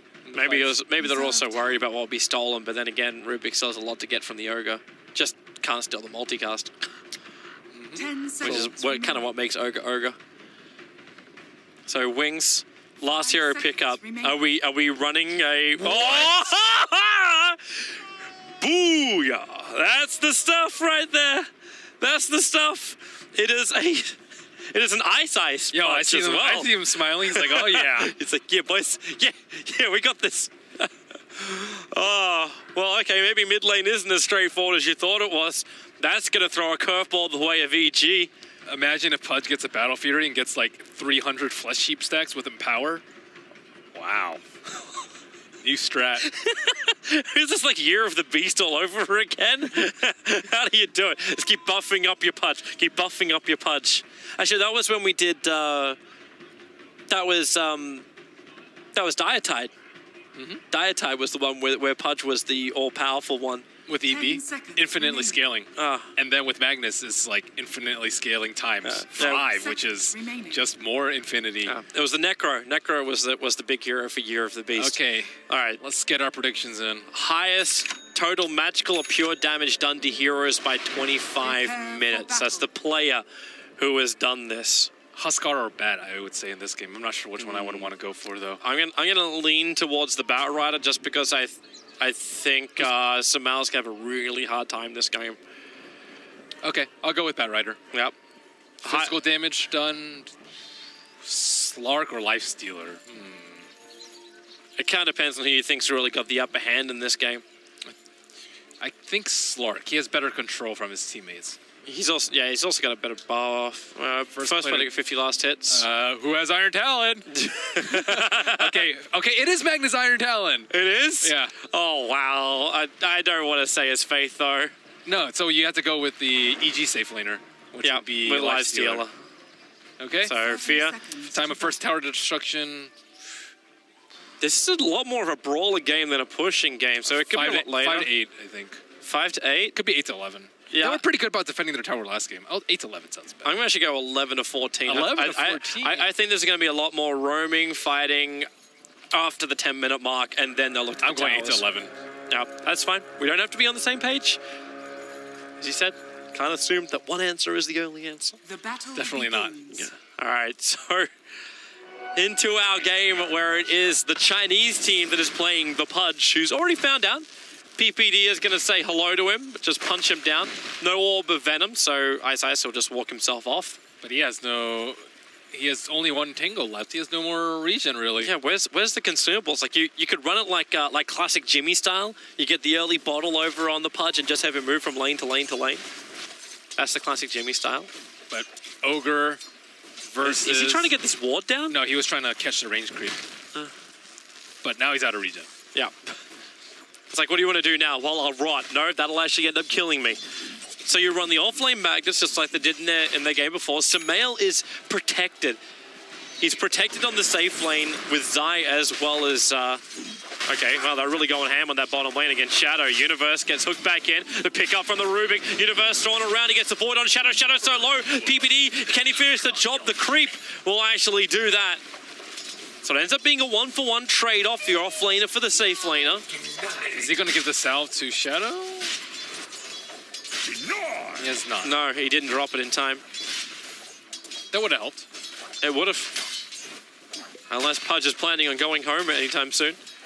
Get out of here. Iron Talon Magnus with level 1 skewer, so he would not be jungling. Sumail gets skewered into the tower. Oh, that's some easy chip damage. Zaya's behind him. Man, Samelish drops really low. But he's still got salve, he's still got 3 tangos. And Zaya's just shy of the money for his bottle. I want to keep my eyes close on this mid lane, because how's this meant to go down? Right now, Fia is just so far ahead in the CS. You should not die as the Lifestealer. You just rage and all the stacks fall off. Well, Bat Rider is still having a crack at him. The rage is over as he keeps sticking napalm up. Fia, and they really go for a trade-off. Fia with 3 sticky napalm charges, attacks from the tower. Fairy Fire will keep Blink alive, but only barely. Not sure if calculated or just madness. Why can't that be both, Toby? Why not both? I'll have a taco and an enchilada. Innocence is on his way up through the mid. With a double damage rune, he's not going to find Fear, but it does push Fear back to the tier 2 tower, so it's not just a safe, I can farm up in the lane. But then again, Innocence is pretty deep. PPD moving up. Actually didn't go for Bloodlust. He went for Bloodlust early on instead of Fire Blast. That buff. 10% move speed is no joke. If you think Windlace is good. Wait until I have an ability which costs me like 1/6 of my entire mana pool to use. Yeah, intelligence is not a strong suit. That's an ogre. You don't get much stupider than that. But do two stupids make us smart? No. That's not how it works. There's no way. That logic shall not fly. What about 3 stupids or 3 stooges? 3 stooges makes a crap ton of money in a great TV show.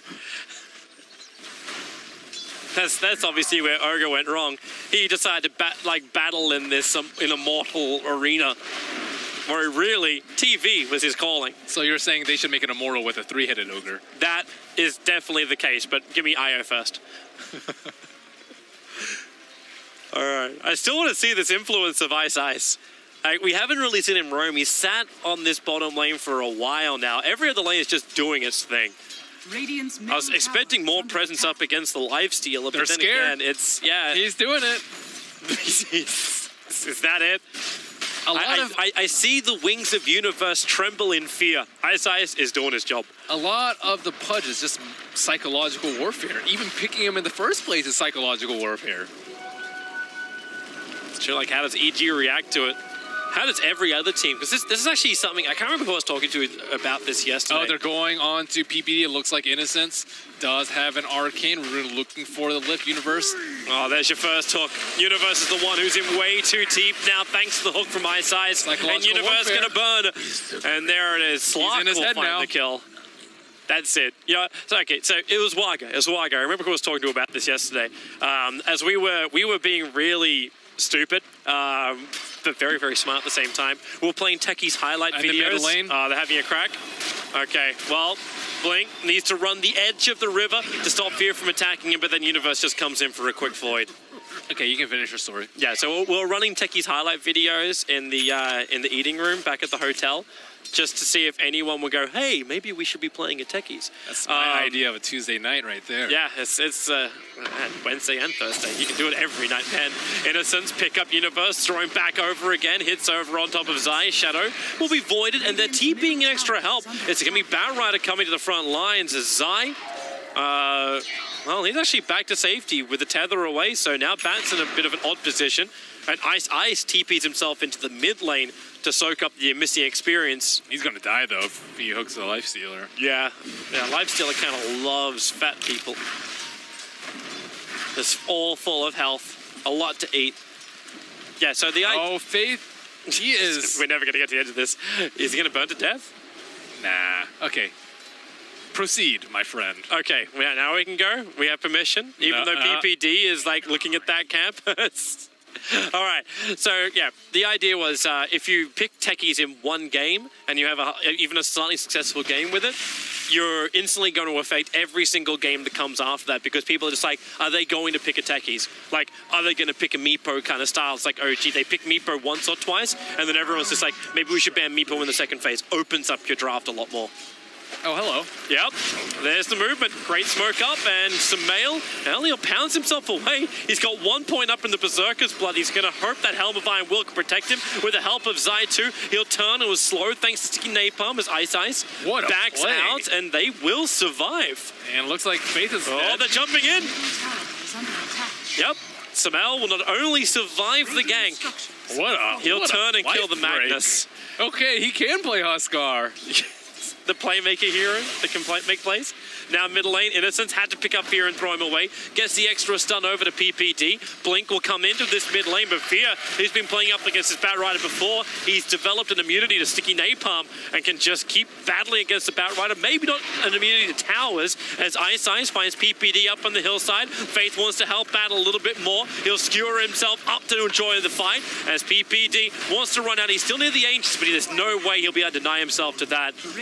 As Wings again find themselves with multiple multiple heroes in one location to deal with an incursion of EG.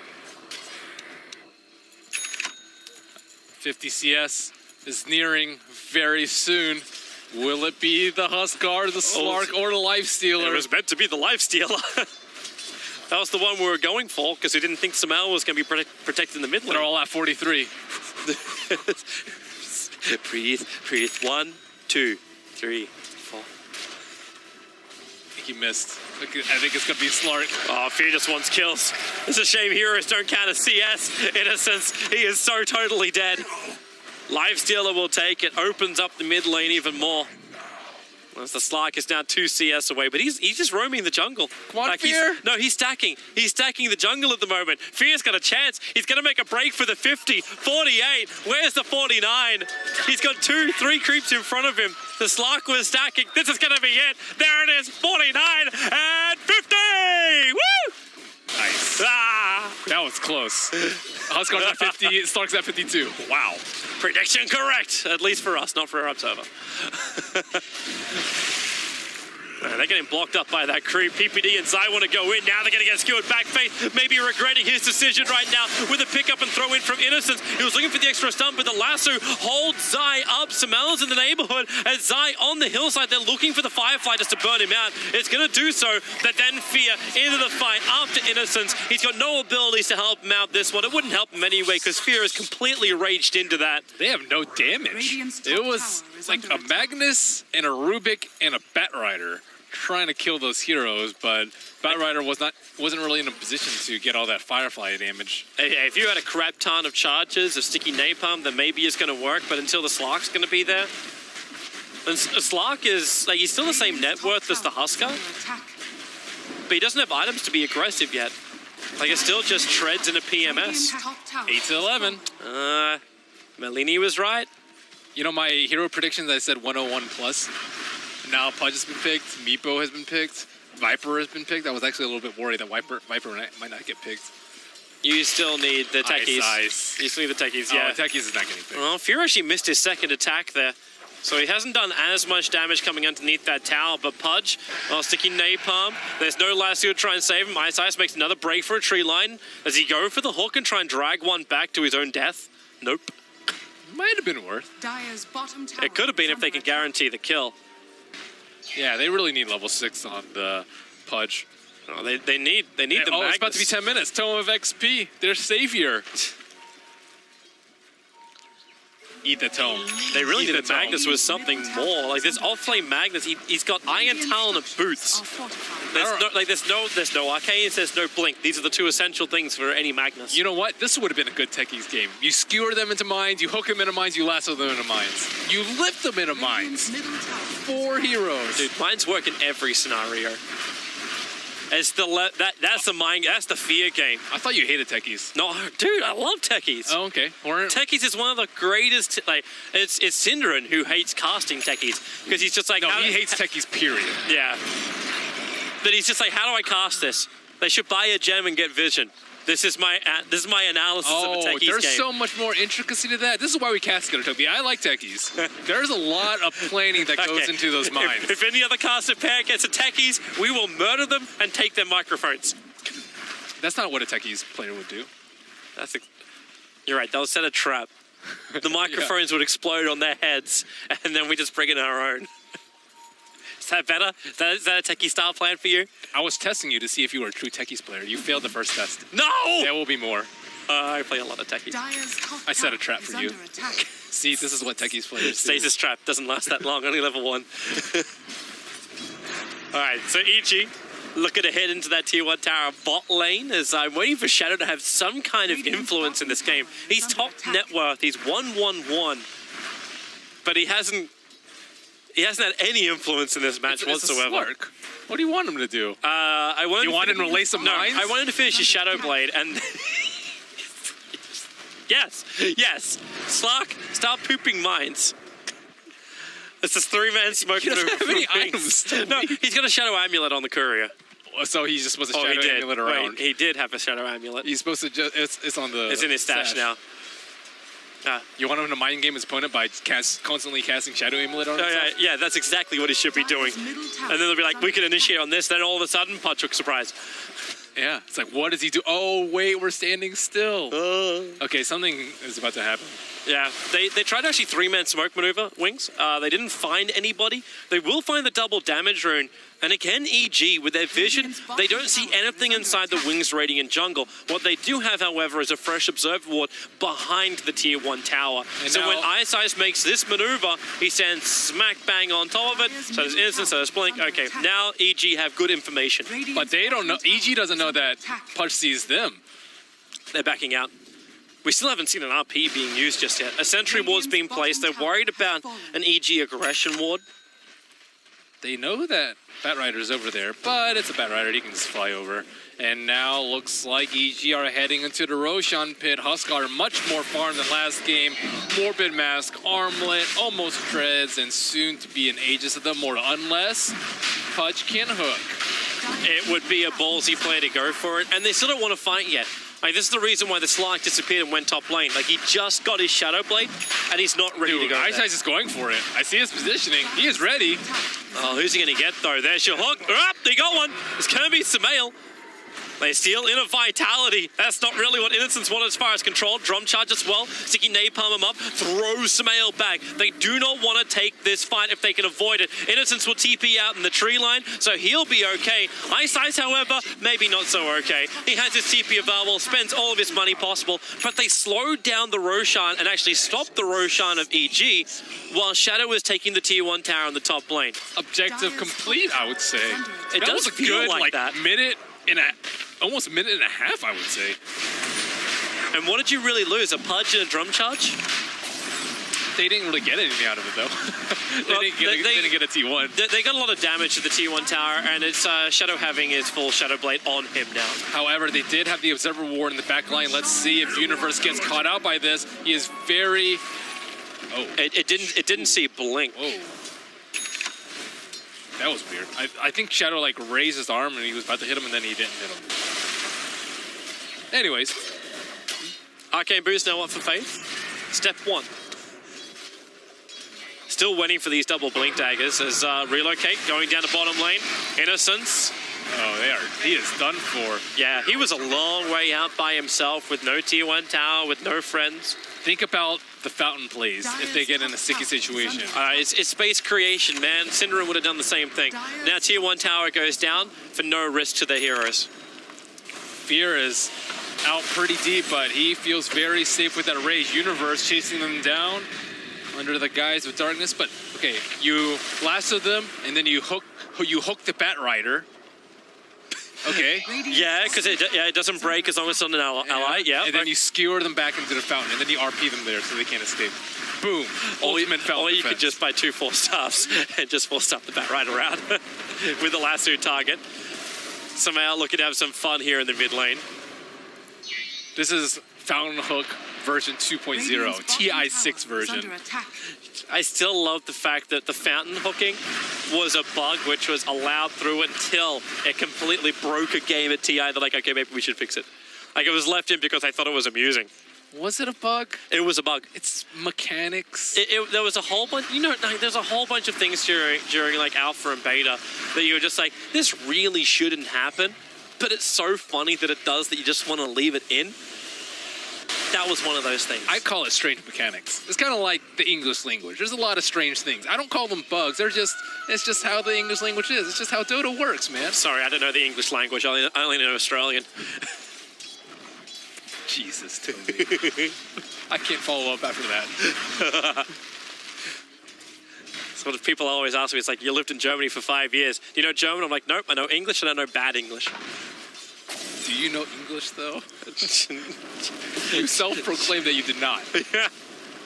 Don't know Dota, don't know English. What the hell am I even doing here at TI? Crazy. You don't know techies? Now that is blasphemy. Tier 1 tower to be fortified and bloodlusted. Obviously, wings are like bears. You make yourself big and maybe they don't attack you. How do they make themselves big? That's what Bloodlust is for. Yeah, that's what it was. The tower was bloodlusted. Get the joke, bro.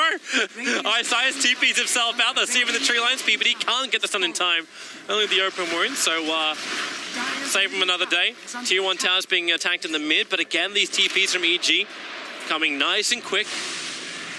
They are playing against the Huskar quite well. This is what you need to do versus Huskar. You do not fight when he is this farmed with Aegis. You let him, let him farm. I like this. And you actually get your critical item. This is the reason why they dodged it. Shadow's about to pick up a Silver Edge. And then they're going to have some answers to Samael. I still think they lack damage. One step at a time. First, you have to break the Berserker's blood. That's true. They still need Blink on Blink. Yeah, they need a Blink RP. Like that's also critical. Oh, that's Faith. Faith also needs Blink, but he's going to be second in line. Well, Blink's going to finish his in now, practically. What about Pudge? Pudge, no sign of Aether Lens.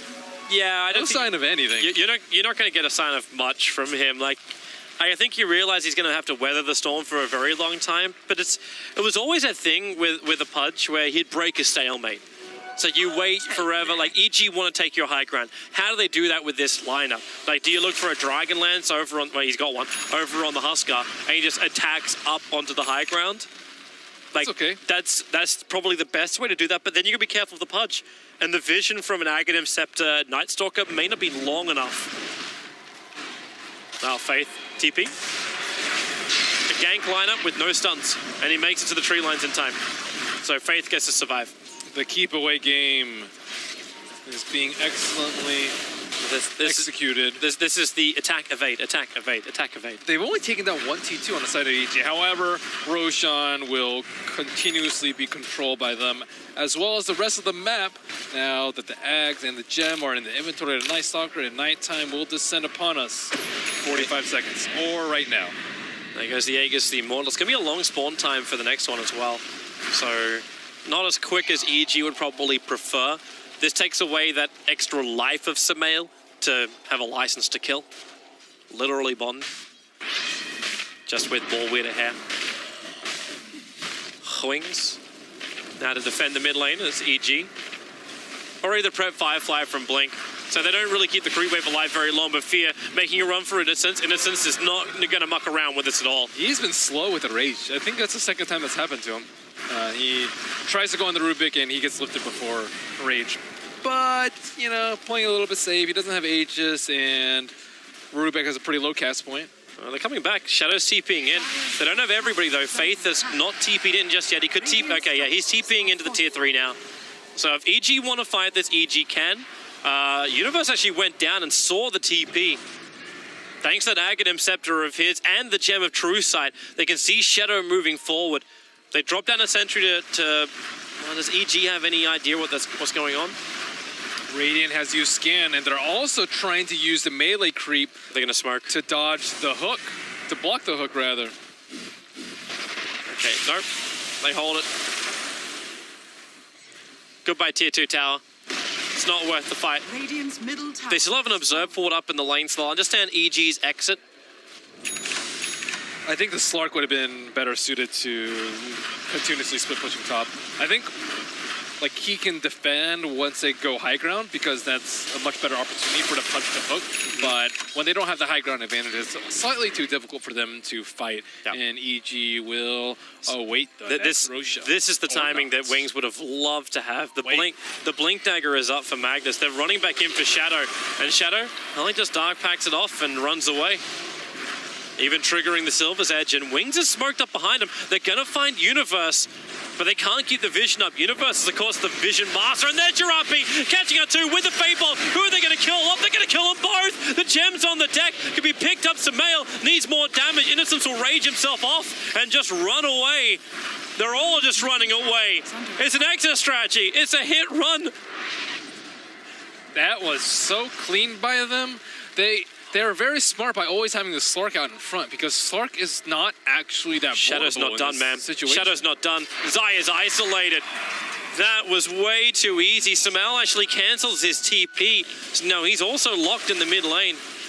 this is what I'm talking about, like Wings being unpredictable. They, like EG even made the unpredictable play. They didn't wait for Roche. They were like, they took down all the wards, like, okay, well, we're not going to actually wait for Roche. We're going to smoke in. Shadow's up in front, gets the vision. Faith with a beautiful two-man RP. Sumail desperately trying to go on Innocence, but he has no magic immunity, and he will just run away. And as you mentioned, everyone just TP's out. You may not be able to run from this one. Firefly is up. They see Sumail. They make a move over. Blink Skewer going to drag Sumail back into the fight. If they can kill him off, do they have enough? Now it's actually Faith who's in trouble. You did have a little bit of fun from Shadow back underneath the tier 2 tower of EG. Finding the kill on PPD. Losing that gem is a big blow, though. Now Slark has much more room to maneuver around the fights, and Huskar actually does have to be scared of that Silver Edge now. And the break, more importantly. The Satanic coming early for Sumail. He doesn't have the money for the Reaver yet, but he's got the recipe on the courier. Is it Abyssal time? I think maybe for Lifestealer. They're getting for kited. Lifestealer? He just picked up the Sanj. They're having problems with people just TPing away. And then if they commit, they have a lot of melee heroes and Huskars, even short range, even with the Dragonlance, and that RP was pretty nasty. Can you just throw in RPs into any lineup? I guess so, why not? I was just surprised. Like I was actually underestimating the amount of damage for Wings. It's just like, you're like, they don't have enough. They don't have enough. And then Shadow's like, I think I got a little bit. And I think this is a very nice play from them too. Even just picking the Magnus because it's a void replacement. Well, here they come again. Sumail's the one on the front lines. The Obs and Sentries are down, so they see Shadow Bazai. He's almost 3 hits for a kill. The Echo Saber making that a lot faster than it really was before. And now you're RP catching PBD and you versus the back line. They skewered through 3. Shadow has a triple kill. Shadow has an ultra kill. Give that man a rampage. Nope, you hook him away instead. All right, that works. They're inside the creep. People have to pop out the Ancients. They'll hold him in position, and there it is. That's rampage. Get yourself a rare, those 17 people. EG get wiped from the face of the earth. Wings. That was beautiful. It has been patient yet surgical from them. The skewer was what sealed it for me. The lasso, the RP on it too, the skewer into the empowered Slark. And just at the last moment when the lasso was wearing off, like you could see him waiting for it, even like the positioning. It's like, I get there. Lasso wears off, Sumail instantly picked up. Oh, it is just a beautiful, beautiful synergy coming out from Wings. I was really worried, like, they don't even need the Pudge. they really don't. Like, the Pudge is currently like an understudy. If something goes wrong, then maybe they'll step up. One thing that's been really important for me this game too is Innocence constantly stealing the Rage. He stole it that fight as well as the fight before. And as a Lifestealer player, you have to Rage first and then open wounds because then the Rubik can't get away unless he has items to counteract that. But he just rages the open wounds off and then runs away. And this goes back to the statement I made earlier about him just not casting Rage early enough. You need to cast it early against this particular lineup. They will look for a window when RP is still down, but it's only down for 15 more seconds. Here they're coming in. They're running over towards Roshan. EG are halfway through it with a Firefly up. They get the vision on the hillside. Flame Break doesn't actually clip anyone. Sumail jumps up and Blink way too deep on that run. But Eyesight's also pulling over Fear, but Fear loves it. He goes nom all over that Pudge. And now this is the fight for EG. They've taken 2. They're chasing for more. The Glimmer Cape bought a little bit of space for Innocence to run away. But he can't run that far. 3 heroes down. EG will come and finish what they started, and that is the killing of Roshan. And EG perfectly lured him in that position. They had to make the decision whether or not they wanted to fight with the RP. And it was kind of a mixed response from Wings. It's like, we can fight, but in 15 seconds. And they're like, well, we need to fight now, or Roshan is going to die. And you could see that internal struggle of them not being at their peak, but them wanting to take that fight. Masterfully played by EG. And that brings them back into this game. They were actually leading for so far. Like, if you have a quick look at the net worth, it was almost a 7K advantage coming the way of EG. The swing was high. The experience for me kind of shows it, like, the better story of this game. All the way to Wings, and now EG bring it back a little bit more. It was patience with a virtue coming from Wings. Shadow is big. And he's building a lot of agility, so that Empower is just going to be insane. Yeah. He can dive in. He can probably even go for Universe underneath the tower here, which is exactly... okay. Too deep. Bail. Mistakes were made. The relocate, they're coming. The hook from Pudge actually gives Faith a little bit more space here. They don't really want to fight this. Ice going to find Samel. He runs the opposite direction. Faith, RP, instantly cancelled by death. Ice is able to TP out, but he's burning to the spears, and he dies underneath his own fountain. So 2 heroes lost for Wings after a failed engagement. That may have been a little bit too aggressive, diving a tier 3 tower without any kind of creeps. And Fear's waiting for support. He's watching Shadow, and they're moving into position. That's why PPD went down south. But now all these wards are staying alive. They still do not have a gem in the possession of EG, and come out. Shadow's looking to create havoc on the back lines. He's on the run, but all they got to do is just follow the little puffball as they'll go for more. Shadow pounds out. PPD, there's the stun. Shadow's in trouble, and Shadow's down. No buyback. That was a crazy play. He doesn't have buyback. This is 70 seconds without your Slark. You have to have... you don't have damage.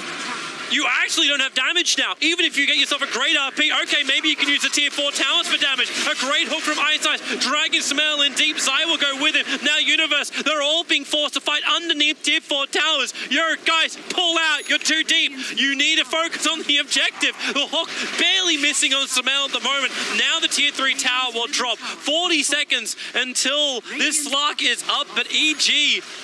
they're going to be given a lot here because Samel still's got that Aegis to the Immortal and a Satanic. He is very, very hard to kill off. However, he just popped that Satanic while he was in the tower, so he won't have that available to them. They plopped him Reserve Reward down, and that combined with the Ag's vision from Nice Soccer will keep him safe. 18 seconds. 18 seconds. EG, are they going to go for more? When this Slark comes back up again, Wings have a good defense, and now the job! The RP by Space Innocence was the man initiated on. He still had the rage, now Glimmer keeps himself away to safety. They attack into the tier 3 towers, but EG, Slark is up. The Danger Man is back, and now do they retreat? Samel is the one who's closest. Shadow looking for the leash. The sentry wards are down, so they know the Shadow is there waiting in Universe. Blinks forward. Universe comes a lot of damage. The hook pulling PPD out, so there's no support stuns. They can take the captain out of this fight with actually the rod. Ice is soloing Universe and PPD on the south lines and then denies himself as well for the full distraction. Samel will finally bring down the tower. Remember, Satanic has been triggered. 18 seconds left for that one, but he's got the Aegis Immortal. Samel will die quickly here. Zai tries to help him out, but not fast enough, and now Fear, Lasso, they need to bring down the Life Stealer, and they're gonna get him. Samel, life breaks forward, picked up and controlled by Innocence, and then skewered back. A perfect synergy again under the tier 4 tower. Zai! He got him! Pulls him out of the last moment, and Samel is bathing in the fountain. Scrubber Duck, and now decide he'll go back. He'll take it for the team, or will he? Yep, he will. He'll tether up. Have they got a stun? Have they got a stun? Yeah, they've got the damage. That'll do the work. EG will lose the IO. They could have lost more, but man, what play from both sides. A miraculous defense that was set up by a questionable play from Shadow. And Zai comes in, tries to save Samel, but can't save him from the burst out of Shadow. And this lasso, while the Aegis is respawning, was super clutch. And Shadow was so ready for it. And this is something which Wings has just been so damn good at. And then this from Faith. The perfect skewer back. Their positioning in fights is just flawless. Okay, you get picked off, the Slark gets brought down. He doesn't have buyback. That's the reason why damage has been done this game. But... and a very nice relocate from Zai. And they have weathered Aegis number 2. And it's not irreparable damage done to Wings base. Just one set of racks and another lane is exposed. However, they still do have the T2 on the top lane, and their range is not yet in critical HP. So, yeah, Shadow, Yeah. Yeah. No, not the greatest time to get picked off. I'm going to create space 1v5. If it's a Pudge doing that, that's fine. Your Slark, who doesn't have buyback and is the most important physical damage dealer on the side of Wings, probably not. Probably not the greatest thing in the world. I think he maybe just wanted some stacks, because stacks of agility is just really good here with the Magnus. I still couldn't believe how long Ice kept both PPD and Universe occupied. Like, my eyes just stood on it because obviously, like, I gravitate to a Pudge during a team fight. But he just stood there and just rotted PPD out. There was no support stuns. There was no way for EG to do what Wings has been doing. It was like, okay, we're going to go on this target. We focus him, we kill him, we move on to the next one. Like, you kind of have that when Samael jumps in. But then you also had Fear attacking the rack. It's like they kind of have like multiple objectives they're achieving at one time. Where Wings just seem to have multiple objectives, but they just chain them so beautifully. I'm loving. I'm so happy. I was hoping with the teams that would turn up today that they would just play complete next level Dota, or play Dota which you want to watch again. One time is not enough, and I'm getting that from Wings. Let's see more Pudge. More Pudge. More techies. I wonder if Shadow would have made that play had he not gotten that Rampage. It's kind of like when you get a haste rune and you die because you think you're Superman. I think that might have been a psychological thing too. It's like, I just got a Rampage. I'm on top of the world. I can do anything. I am invincible. And then all of a sudden, liquid nitrogen. Or 5 EG heroes, or Kryptonite, or anything. Even the Silence almost killed him on that base defense. Universe silenced him up before his Shadow Dance or Dark Pact. Roshan is still a minute away from There's spawn a smoke time. coming out from the right side from EG. Yeah, and Wings was already smoked out going from the west side. They leave an Observer Ward behind, which EG will go straight over the top of. They have a gem, so they can see the ward. The question is, they want to get rid of it, and okay, they do. They actually killed off the ward, and this, yeah, they're pinging out. They're flagging, okay. Just be very careful. That was actually one ping coming from PPD on the Roche pit. I think the other one came from Wings in the jungle. Wings are not quarreling with Indecision at this point because Roshan could not possibly have spawned had they taken a timer. It's been about 7:45 since the last spawn, and EG heading around the pit hoping for that 8-minute. They're buying more time for... Okay, so... have we actually got a... Because you bought a Heaven Talbot over on Samael, like, he kind of has to go on Monkey King Bar to find that damage into the Slark. Like, Slark's walking around with casual evasion. He's going to finish up a Butterfly soon. Yep. But it's the same thing for the Relive Stealer. They both, like, they can find the money to buy a Monkey King Bar, but you're not going to get that big heart over on Fear or something like that. And the Slark doesn't actually need to get a Monkey King Bar because he can rely on the RP and the cleave to at least deal significant damage to the Huskar. Yep. But let's see what the Roshan respawn. Dire has put their OD courier into there. And that's a long spawn. Yeah, 2 minutes. Yeah, just shy of that now for his respawn. And Universe is hoping for a kill. Like, he's walking around with an infested Live Stealer and a Blink Dagger to get him in close. They know it means Aegis and Cheese, so they definitely want to kill. Shadow. Does Aegis and Cheese really mean that much, though? If Wings get... I think it means game. If Wings get a big combination, you may just... that's true. Like, you may just lose everything. That's why I never really want to count Wings out of this game, even though obviously they were the ones who were in control for a while. However, Faith in a lot of trouble. He does have a 4-step available to him, but Universe will scout him out right now. They need some extra help. Shadow's too far away, so nope, Faith will go down. And Shadow just pounces and TPs himself away to safety. So his respawn timer is 50 seconds, which will coincide almost exactly with the Roshan respawn. So does not look like EG will get that free 4v5 Roche like they so desperately wanted. But Wings don't know that. Wings do not have any eyes on Roche. They do not know that it's up or not up, or that EG is heading towards there. They probably have a feeling, though. They don't have... Where are the wards even? Like, you got one Observer Ward outside the base, which is overwatching the Radiant Secret Shop.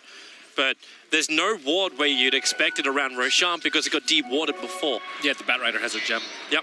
And now they're patiently waiting for the Magnus to respawn, but Shadow could be he's dead in trouble. again. He's in a lot of trouble. He can't even TP out this one because it's still on cooldown. Can he Dark Pact? Not with a Silence. Shadow, he's going to burn.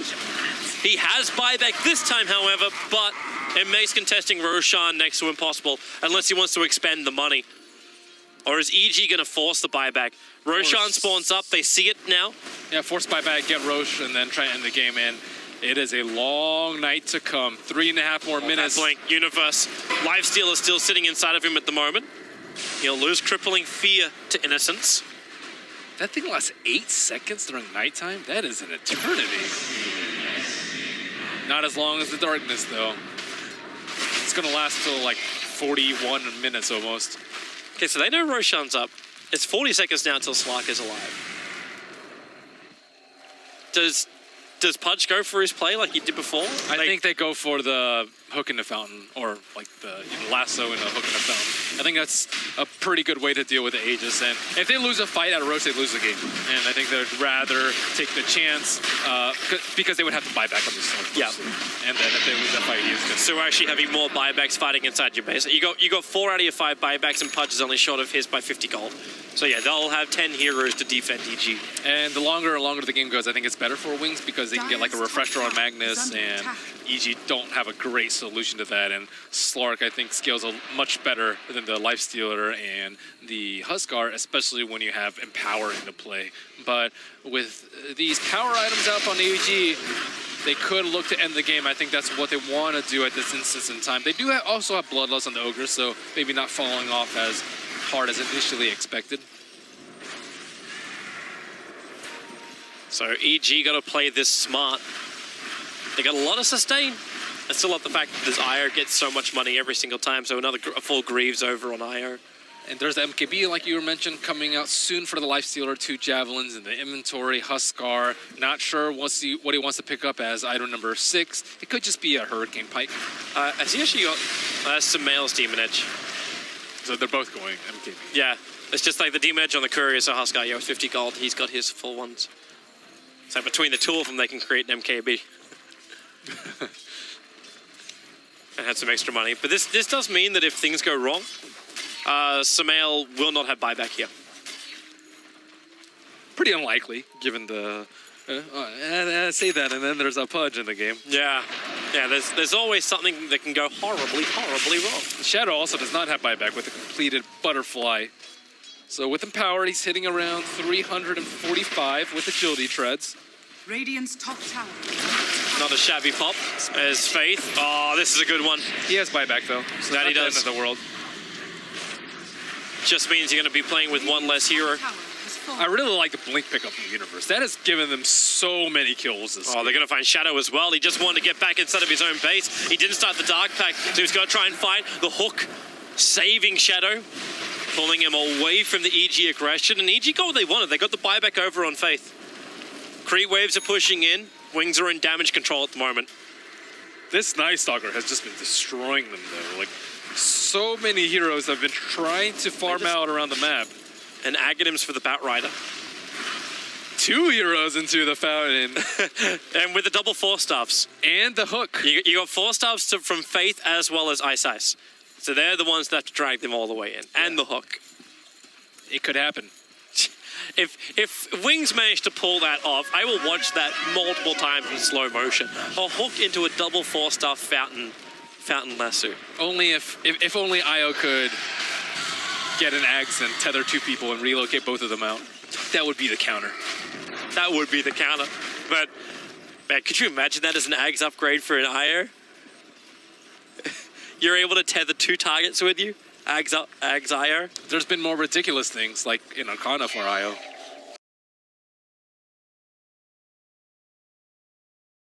That is not ridiculous. I voted for IO. I voted for IO as well.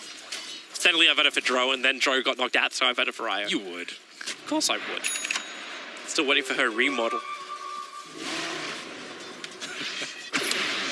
Epic! Traded. Trademark. Didn't just tell like 100,000 people, like my idea. Crap! No! Copyrighted. Alright, so EG grouping up on the top lane. The bottom lane is still exposed. They got a tier 3 tower up on the top. They'll have to break through. But we crack over 41 minutes now. And Wings, again, they're having to show a lot of patience. They have endured the super long night, though. And the Aegis. And now you start to worry about EG maxing out in items. You have some side grades or slight upgrades, Armlet being replaced, Dragon Lance being upgraded to Hurricane Pike, but for the most part, EG are not getting that much stronger. I guess there's a similar case for Slark, although he does have one more item slot. The Magnus has a lot of room to grow, though. The Pudge only has 7 Flesh Heap stacks, so I guess he has a lot of room to grow. There hasn't been that many fights since he was able to, like, none that he could be involved in, at least. The heaps.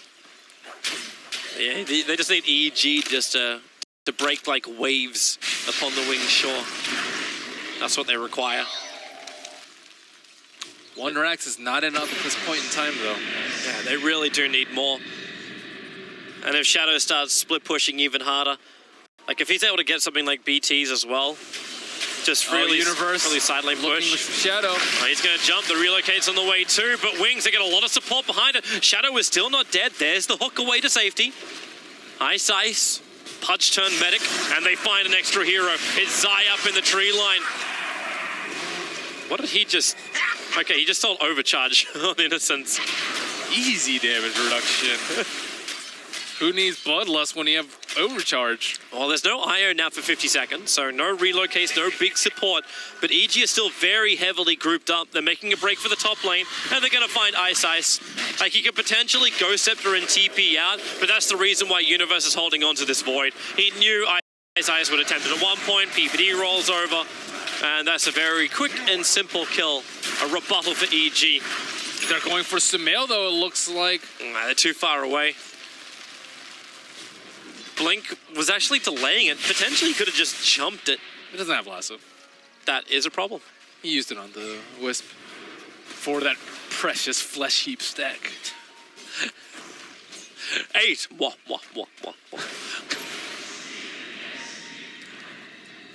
It's like 8, but you get 2.5 strength per, and then Empower. Yeah. Are you actually trying to? So for each point, how far does it put you up with Empower? Yeah. It's actually like 1.5 Flesh Heap stacks. If he hits somebody, maybe during Dismember, that could work. Now EG smoked up.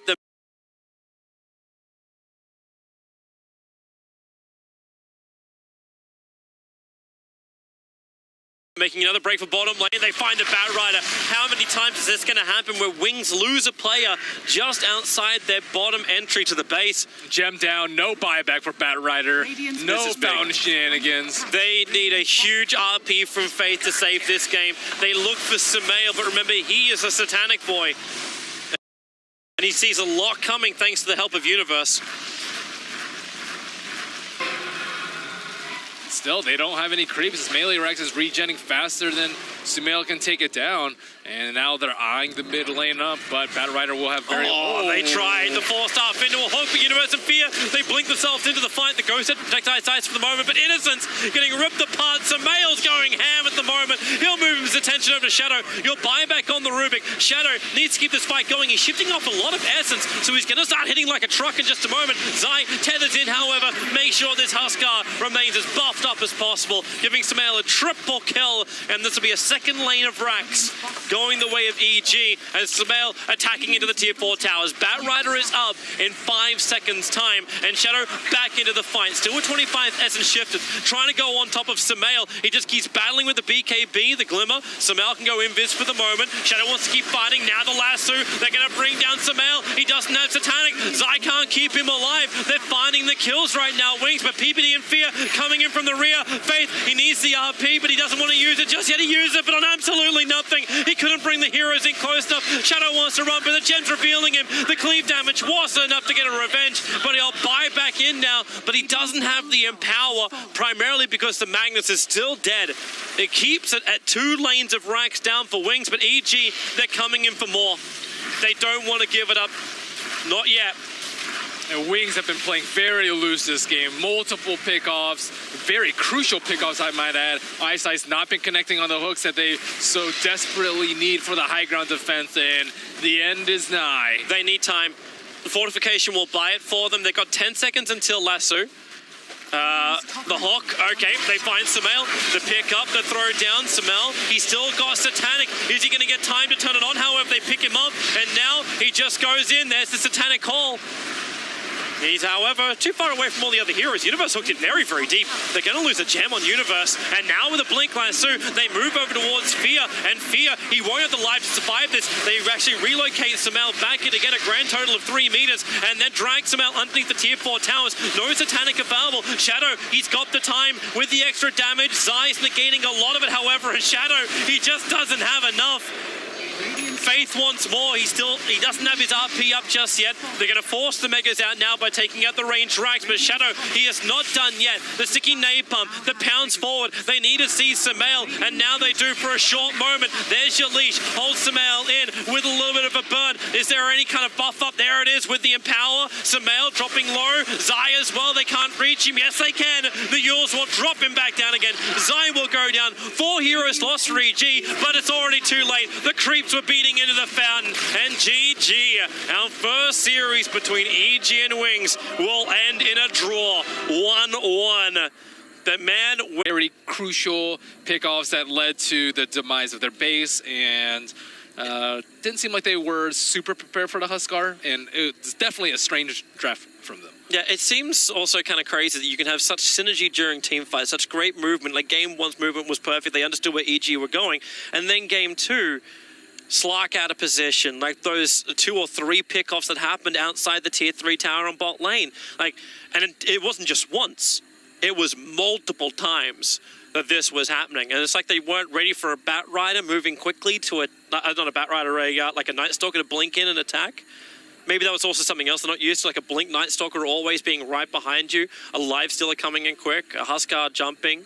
I think the Blink's Bat Rider play was also slightly lackluster. It always seemed like he was waiting for something and not being that like ultra aggressive Bat Rider that they probably needed this sort of game. But I also think the Night Stalker pick for Evil Genius like really sealed them the victory. That's what led to so many pickoffs. All this map control, Slark, Shadowblade being useless, Magnus never being able to get the jump, nor the Bat Rider. Yeah, so how do you actually be an aggressive Bat Rider when you got no vision to work with, right? Yep. Like you want to smoke out and gank, it's like, oh, we got no vision here. We want to contest Roshan, but we got no vision here. You can't make proper. Like the only time they were able to actually contest against Roshan was that one hook from the Pudge, and that just slowed things down. It didn't stop it. So, well, terrific game. EG and Wings showing some high-quality Dota, but that's going to be the end of this series, but we'll switch ourselves over to OG versus LGD before we head into our next game on stream number 1. In front, but that's where he wants to be. What a stomp. Maybe he's kind of low. The Chacklums will come through. Crit will get slowed down, guarding Greaves, and unless they decide to dive the tier 3 tower, LGD are not going to find a kill here. What they will get is a BKB usage, and it is a 10-second one at that for No Tail. The quality of play and teamwork in these skirmishes is the highest I have seen in a long time. You can really feel that it is TI6. Yeah. Like, no kills in that fight because both teams played super well. LGD obviously unhappy with that, having the Aegis, but a really strong, longest humanly possible. But had he not popped it, I think he actually dies there. Even though you can purge off Lasso, they still would have been able to run him down. So had to pop the BKB at that point, and does so. At the very least, the Oracle dies if they go on him instead. So it is a 9-minute Roche respawn timer for those of you counting at home, and well, it's going to be probably the point of contention, and LGD can certainly go for it.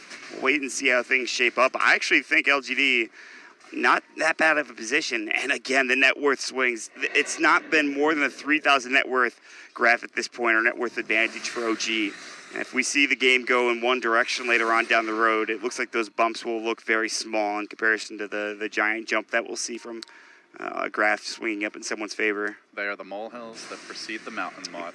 Exactly. As these group stages are to the main event. But we're not there yet. LGD trying to take the 2-0 over OG, which puts them in such a good position in the group, should they be able to manage it. A loss here, I think you're still happy if you're LGD. This is a 1-1 against OG. They're already comfortable with this result, but you never know when you're going to get surprised by one of the, you know, quote-unquote lower tier teams in the group, or, you know, weaker teams. You drop a game to a TNC, maybe they pull out a Huskar pick, a Broodmother, some sort of cheese strat, or you just have an off game. then not being able to take a series like this 2-0 could come back to haunt you. Maybe puts you on the boundary of the lower upper bracket. It's very early, a long way off from that we are, but right, something that LGD has in the back of their heads, undoubtedly. It's just, LGD, obviously we're thinking they have Banana. This team is not the same. It doesn't have September. They had great performances at Manila and the way they were able to make it through their bracket, but they're feeling confident. It's clear. They're making sure they know exactly what they need to do. And right now, Roche, it's not up yet. It'll be up in another maybe 2 to 3 minutes. But you can see MMY split pushing bottom with the help, of course, of Mr. Lycan. And now they're at the doorstep of the Tier 3 tower. They're going to get some nice work done. But here comes No Tail. They get off that Stormhammer. But is there any follow-up? He's got Shapeshift still for another maybe 5 seconds or so, but it looks like he will get away at this point in time, and Moon is not going to try to chase him. The TP will come through, and Aggressive will survive.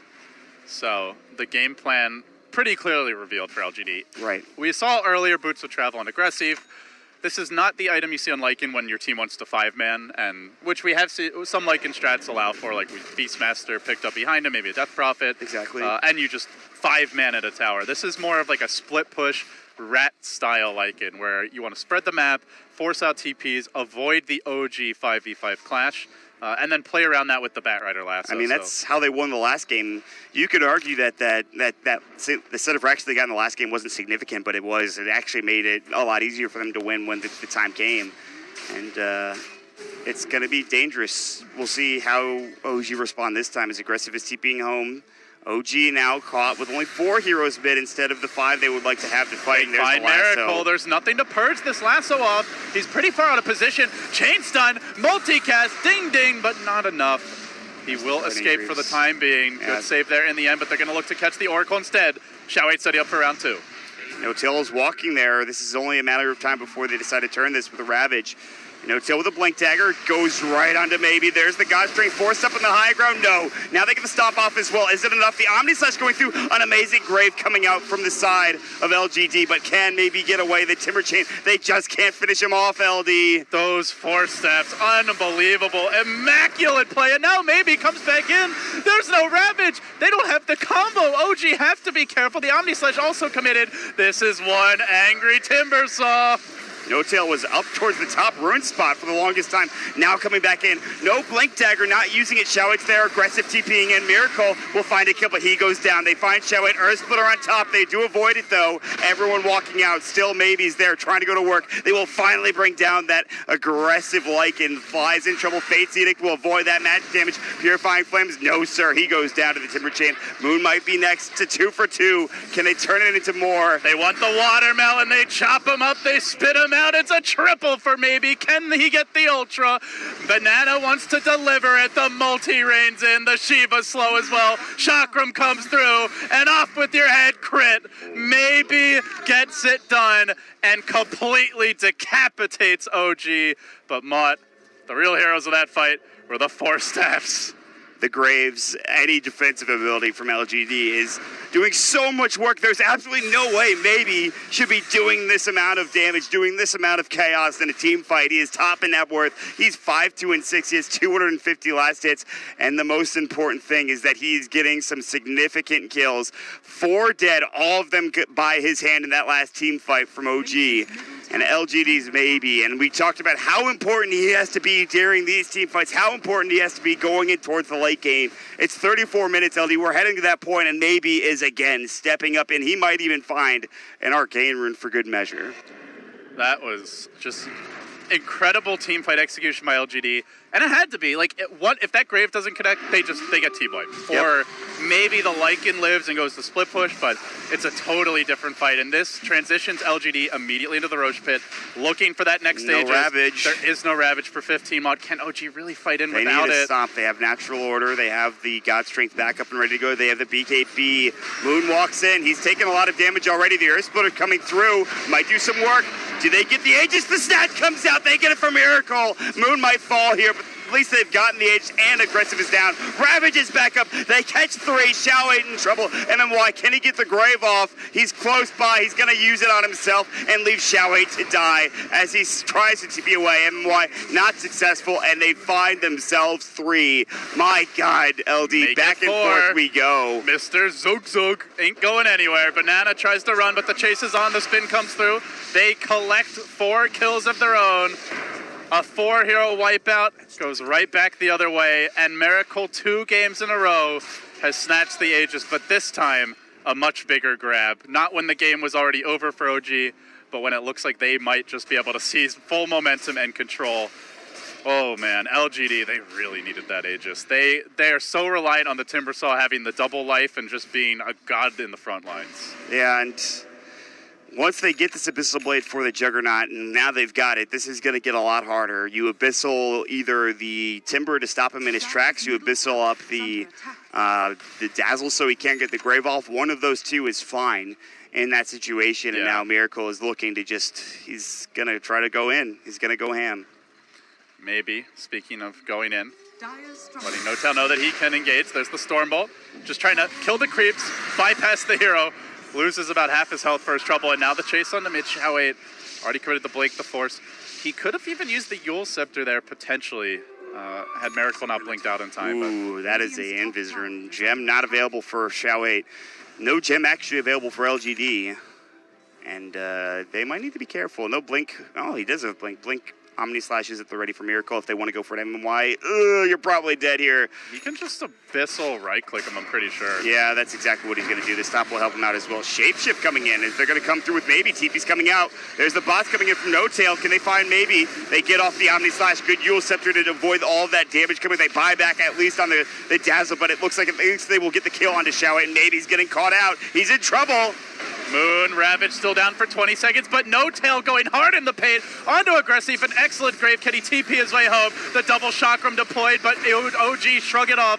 Continue pursuit. Banana, MMY, and Maybe limping home. There is no split push from the lake, and he TP'd back to the well. Aggressive only half HP and already rushing out to the lane. He knows there needs to be pressure here, Mott, or OG with Ravage ready to go may just be coming for the high ground. They had to buy back in the Dazzle there to use that grave. It's the best play they had for MMY. The problem is, Mott, there's a hill ward. They saw him moving down to the bottom lane. They have Crit out front. He's got Astral and he's got Stomp. Can he get it off in the right spot? And Jukes might be coming from Aggressive. No, it's the Stormhammer instead. Aggressive, we will see you later. And that's the hill ward paying off. He's got no buyback, LD, dead for 70. And we'll see what you can accomplish with OG coming through. A big pick there. LGD now starting to lose their grip on this game as what was once a dead even game, even very slightly LGD favored, turns into a substantial OG advantage. 5k gold, not that significant, but for me the bigger thing is there's just more time that's elapsed in the game, Mod. And OG, they're the better scaling lineup. They have the better scaling support in the Elder Titan. They have the better physical damage. Timbersaw's reactive armor only really matters in long fights, and Sven, Tidehunter, Elder Titan, Jug, these are heroes that are all about the quick fight. So for LGD, they'll just need to outplay. They're going to have an amazing grave, great 4-staff saves, good timing on the Ghost Scepters to avoid the Omni Slash and Sven damage. OG, much easier to execute for them. I mean, especially when they get the Sven's Daedalus up, then it's not really going to matter. I mean, you're going to jump in, and you're going to get a crit onto one or two of these heroes, and they're just going to die. You won't have time to grave, and that's really been what's keeping heroes alive in these situations is MMY will jump in and he just gets the grave off. It is level 4. It's got plenty of range. He doesn't even need the Aether Lens.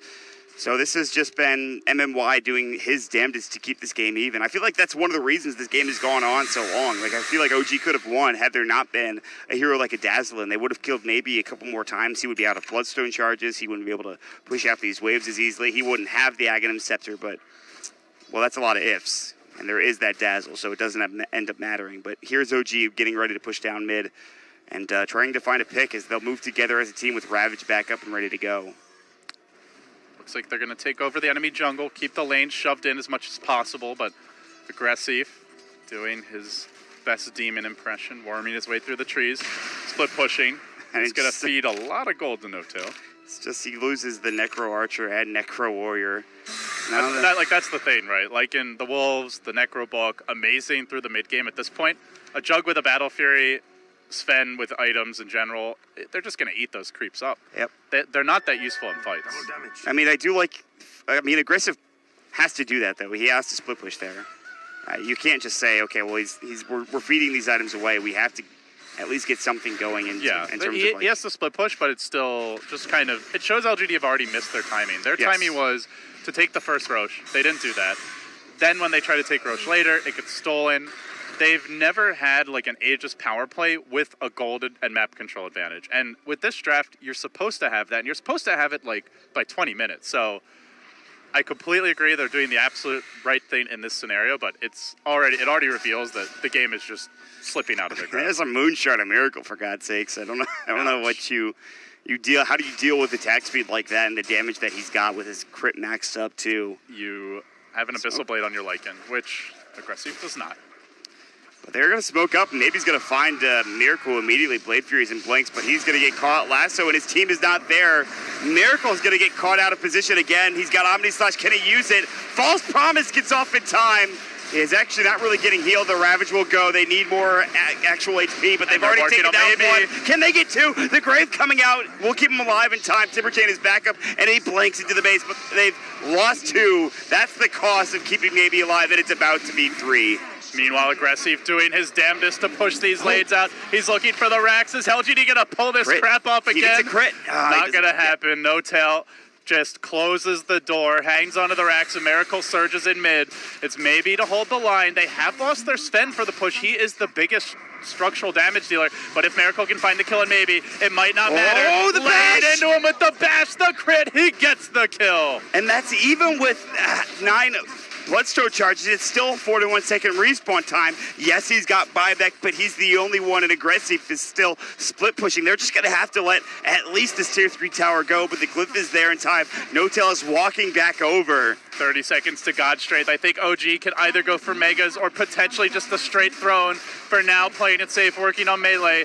This is not going to be fast enough from the Lycan. And they get the gush up into Xiao to make sure he can't blink in for another second or so. He's got it now. Lasso is up and ready. They'll TP No-Tail back again. No-Tail just got there, but he's just going to finish off the creep wave down bottom, and it's Rax and back coming out from OG. This time not giving away the trade like they did last game. Oh, man. They're gonna slow it down, play it safe. Oh, they see Aggressive. I honestly think that they could have forced a second lane. They're just so much stronger in fights right now, but not worth the risk against LGD.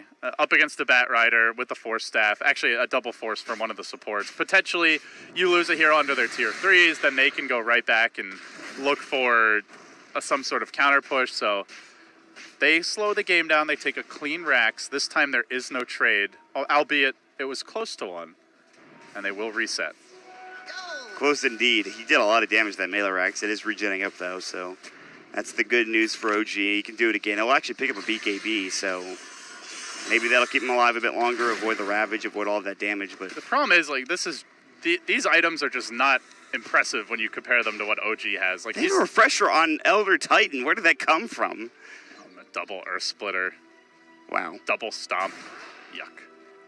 Good luck dealing with crit in the next fight. No, like, oh man, yeah. How do you deal with that? I guess it's like you said. It's not one of those easy abilities to hit the stomp and the Earth Splitter, but you have a setup for it. The thing is, the max HP as damage is so good against strength tanks. Like maybe on the Timbersaw, Aggressive on the Lycan.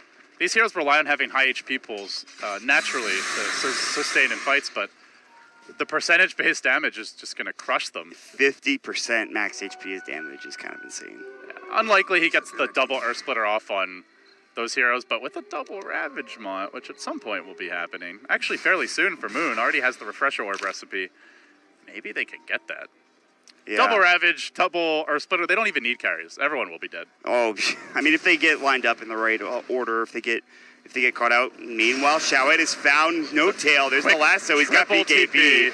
And then the False Promise comes out. I mean, the lasso was actually kind of done there. That was LGD lassoed, and they're like, wait, what are we doing? We're actually dead now. You see, Shawet is able to blink out nicely. Yule Scepter avoided the Stormhammer, but there's another stun in 5 seconds, and No-Tail has a blink in 1. Still chasing. Flame Break's going to prevent that blink. Shawet has a force. We'll use it. And they are split pushing, but Miracle says, guys, let's just go mid. TP in, look to take something. Oh, Banana walks right into the trap, sprung by the Juggernaut. Miracle will find a kill on a support, will kill off this wave, and may transition. He's just trying to kill buildings, I think, and make this as easy as possible for his team to take tier 4s later on down the road. Anybody MMY's here, and that's it. Everyone else is just walking. They have no TPs. Finally, maybe he gets out. Miracle has Blink, and he does get away with the Blade Fury. Xiao8, Lasso's not up for another 22. He can Yules. He's going to Yules, I think. And, no gush. Right back the other way. He's like, I'm thinking about Yules, but here's Moon, and he's got Ravage ready, so maybe let's not do that. Well, that was awkward for LGD. But very good for OG. Ravage online, looking for the jump. No tail leaps in, it's on to maybe. What a Ravage to stop MMY with a Grave. MMY is not going to get it off in time. Double Earth Splitter. Well, whiffs there, but that's more fine. More for show than anything else, but the stomp is what counts. They will lasso crit. Buyback. It's small consolation, though, as they have to buy back on the Timbersaw. Wow. That's if they get him. He goes for the TP. Yules to interrupt. They're going to slow down the Wolf. He chases forward. So far, OG able to retreat. Only the Elder Titan down. They need to get more mod. That was a Timbersaw buyback. Yeah, they do have to get more. It flies able to blink away, but the Timber Chain's coming through. You can see Maybe's on the hunt. You can see Xiao8 as well with Blink back up in 1. Flame Break, it's there in time. They catch No Tail trying to TP home, but he was not able to do so. Move with no Ravage and No Tail. If they catch him out, might be much better. BKB's for aggressive. They get off the Fate Seed, trying to keep him alive. Meanwhile, Miracle on the back line is going to work on some of these supports. Almost finding the Bat Rider and will get it done. No Tail still in trouble. BKB up in 3. Blink's not there in time. He's got buyback, though. Dead for 105 otherwise. Now Miracle spinning, not using the Boots of Travel yet. They're trying to continue this fight, but maybe is too strong. The tide's down. A nice snare there from the Oracle, catching up 4 LGD heroes, but LGD getting 3 kills on the back of that buyback for maybe. I think that's enough that it's decent for that mod, but the concern is, will they take an objective afterwards? Miracle is just running straight down mid again. He's just going to cut the creep wave and just say, I'm going to push into your base. And he's just doing his best as possible to make this harder on LGD. There is the Bastion now down for aggressive. He might find the Courier as well. No, he's already blinked on to tier 4 towers. This is backdoor protected. He can't do the damage, I don't think, to bring this down. You can see it. He doesn't do enough damage at this point to overcome the backdoor protection. LGD, they ignore that little gnat hitting their buildings, and they will go instead for the Roche. At long last, a clean Roshan for LGD. Feels like they've been on the Radiant side this game, despite the Lycan, despite the dire side alignment. They just haven't been able to cleanly take Roshan, but for once they will. The question becomes, is it too late? It might be. It's a 15,000 net worth advantage. Maybe he bought back, but maybe now has the Aegis. And it's tough to kill him once, let alone twice. 4,300 gold. We might see OG wait for another 5 minutes here, I think, and then we'll go from that point. Although I don't know about Miracle. He's doing so many crazy things. He's walking under Observer Wards. It's Xiao8. Miracle goes for the Omni. Gets the bash off. I think that actually might have been the Abyssal Blade. It was. The Grave comes out, but the problem is the turn.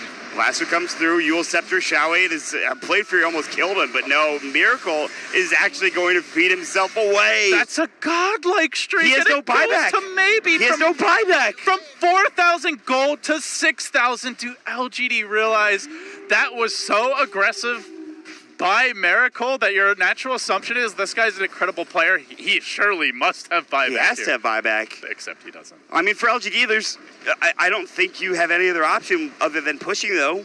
You have to, try. What did Xiao8 drink before this You're not going to... I don't know. But he is outplaying everyone on OG pretty much the entire series. That chase earlier, and it's like midway through game 1, just something flipped. And he's like, you know what? I'm just better than you guys. Even if they lose the game, he has outplayed everyone this game. I am a TI winner. I have led my team to victory numerous times. Literally had 10 HP there and still manages to walk away unscathed. They are going to push. It's taking too long. Oh, OG. If they somehow end up losing this game and that death comes back to haunt them. 38 seconds left on the respawn. Buyback is 190 gold. Maybe he's going to get stunned up again with the Aegis. No Tail needs to be careful. Double Chakram significant damage, and he does have buyback. Fateedic will go. Moon, no double ravage yet. There's the God Strength aggressive. Will back away after the shapeshift comes in, maybe coming through. No tail in trouble. There's the false promise. Going to work on aggressive. Lasso coming through. They find Fly though on the backside. No tail gets the stun off. Aggressive. He actually gets the grave. They'll lose Banana. MMY keeping his teammates alive, and Sven will go down. 2 cores, Mott, no jug. Sven down for 90, has the buyback, but won't have the God Strength, and they might lose Moon as well. If they get chased down the side, he's in a lot of trouble. He will fall. The Earth Splitter. Double Earth Splitter. Number 2. Oh my God, look at that damage. It's insane. They're not done yet. They watch how it stops the Blink from getting away, but the force across the ravine. Miracle chasing. He's got Blink in 1, and he actually gets it off. Omni Slash is there. He can use it. Firefly, and boom. See you later, Shao 8. Miracle respawns just in time as the double Earth Splitter came through. Crit to the rescue. Wow. Woo! Still, the gold is not pretty for OG. Wow. They had a 18,000, 20,000 gold lead nearly, and now probably close to 5K. So can Mr. 9K get something done here? He moves towards the racks. There is a Hex though, Mott. He can get burst down. Does he realize this Hex is available? Gets the Blade Fury off. Now he's going gonna to go for the TP. Yeah, smart play. I think if maybe gets 1 round of Chakrams, brings them back, and then Hexes, he can kill. But by that point, Miracle will Blade Fury TP out. Does he have buyback now? Miracle? Absolutely. Yes. Thank God. That was, we saw a similar play yesterday from Abed, and I just would hate to see the OG lose in that type of fashion. But it was getting close. Is the Aegis gone? Nope, still there. They didn't get racks, though. Again, so close on the melee, but didn't finish the racks. Last game when they traded, it was just a straight trade the first time that OG went for the push. This time, 2 attempts, 0 racks by LGD. Ball is still in the OG court, and I think the big worry now, Mott, double Ravage. Double Ravage indeed, although not for 30 seconds, but it's still close. Double Earth Splitter is up in 86. That's the unfortunate thing, is that the refresher or refresh time, or I guess cooldown, is 195 seconds. Very, very long cooldown for that. If you're OG, you're ideally looking to wait for at least the double Ravage. The double Earth Splitter is a little gimmicky, more gimmicky. I don't think it's as essential. It can be game changing, but double Ravage is what you desperately need to make sure he's got it down 3 seconds. So yeah, they have plenty to win this next fight with Miracle and how farmed he is with the AC and the Moonshard and all of that. Miracle's Juggernaut and this OG squad are going for the LGD Jugular as they move in through the secret shop. Oh, if they had vision, maybe. If they had a ward on the high ground there, God. Keeping eyes on buyback now as Timbersaw doesn't have it for 10 seconds. Will have plenty of gold. Still has 1 more inventory slot. So, OG. I feel like it's a Dagon 5 game. Like, there's been so many low HP heroes. If you could just zap the Tidehunter when Moon's sitting around at 500 health, just instantly get that kill. I think these fights are a lot different. It's also great against False Promise because generally, as Oracle, you want to wait until a hero's in danger, which means they're relatively low. So, not sure what maybe we'll go for. I'm liking Dagon 5. BKB isn't really that great against Abyssal, against Omni Slash, against Right Click. Not sure what else he would get. He's got a lot of options. He is, of course, saving it for buyback right now with 3,609 in surplus. And they'll move over to the top side of the map for LGD and look to push this in and try to find something, at least to TP back. Smoke Deceit was not successful for OG other than getting wards down. They're pushing bottom currently. Roche is up in, well, a long time. I mean, they just lost Aegis, so it is a ways away, but LGD will push into the high ground here. Have they actually seen the refresher orb? I don't think so. No tail, lassoed up, they caught him out. He's got buyback, I believe. He's got a BKB as well, and he will use it now, trying to back away. Moon's blinked in, now they should have been able to click on him. They should have seen that refresher if they didn't already. So the no-tail BKB on cooldown, granted, it's only 5 seconds at this point, not really the biggest deal. But that will give LGD a little more confidence in map control, so they will be able to push out the mid lane, push out bottom. Lane should be on the OG side, and as I say that, Roshan, perhaps only 2 minutes off. Yeah, it could be one of those instant Roshes, and that would be, I don't know who actually is favored in that position. Wow, Sven has a refresher too. For double God Strength, it must be double BKB also is probably the most important thing, I think, in this situation. Yeah, Sven, refresher is actually really good on Sven. It's kind of like Slark refresher, where it's like, what are you refreshing? It's not like a big team fight ultimate, but God Strength and Slark's Shadow Dance are hugely essential for the success of their respective heroes in team fights. So I like it a lot. Eventually, if he gets, he can eat the Moon Shards and get an Abyssal Blade just for additional lockdown, and being able to refresh that in a team fight is also very crucial. Yeah. So this is where OG, I still think, have the better scaling cores. It's still up to LGD to outplay them, outmaneuver them. Barring that, this still is OG's game, but they haven't won it yet. Now, LGD are making this a ridiculous series. I mean, it's something else. Imagine if their lineup went according to plan. Like, imagine if they took the first Roshan comfortably, if they had map control the whole game, if they were out pushing OG. It feels like the game would have just been theirs for the taking, but absolutely. OG just had such a strong start. Never really gave LGD any breathing room that a push draft has yet to take a lane of Rax. I mean, theoretically, at 55 minutes into this game, we've hit to that point. We've hit late game. We've talked about the cores that OG have, and they have all of the advantages. They have everything going their way. They have triple refresher orb in this game. The itemization is insane. And the one thing keeping this game somewhat even has been split pushing and maybe Timbersaw, among other things. Not to mention Xiaowe's insane play on the Batrider, but with that, we are going to see a 1-minute Roshan respawn now. So it is, it's going to be that 9-minute Rosh respawn as we saw before, and we'll see how it turns out this time around. We're almost at that point where Aegis kind of falls off for carries, because if you have the Aegis, that means you're not really 6-slotted. And yeah, you're missing an item. Especially for heroes that can't carry moon shards, it can hurt them. But oh my, that was Invis Rune. There's a gem on for Banana. I think they're a little too late, but maybe he's going to get caught. Here we go. No-Tail pops the BKB refresher. He goes for another Stormhammer. Ravage comes out. Xiaowei has lasso, but MMY. Grave not there in time. Xiaowei's dead. Maybe he's about to go down. Abyssal Blade. It might come all unraveling right now, LD.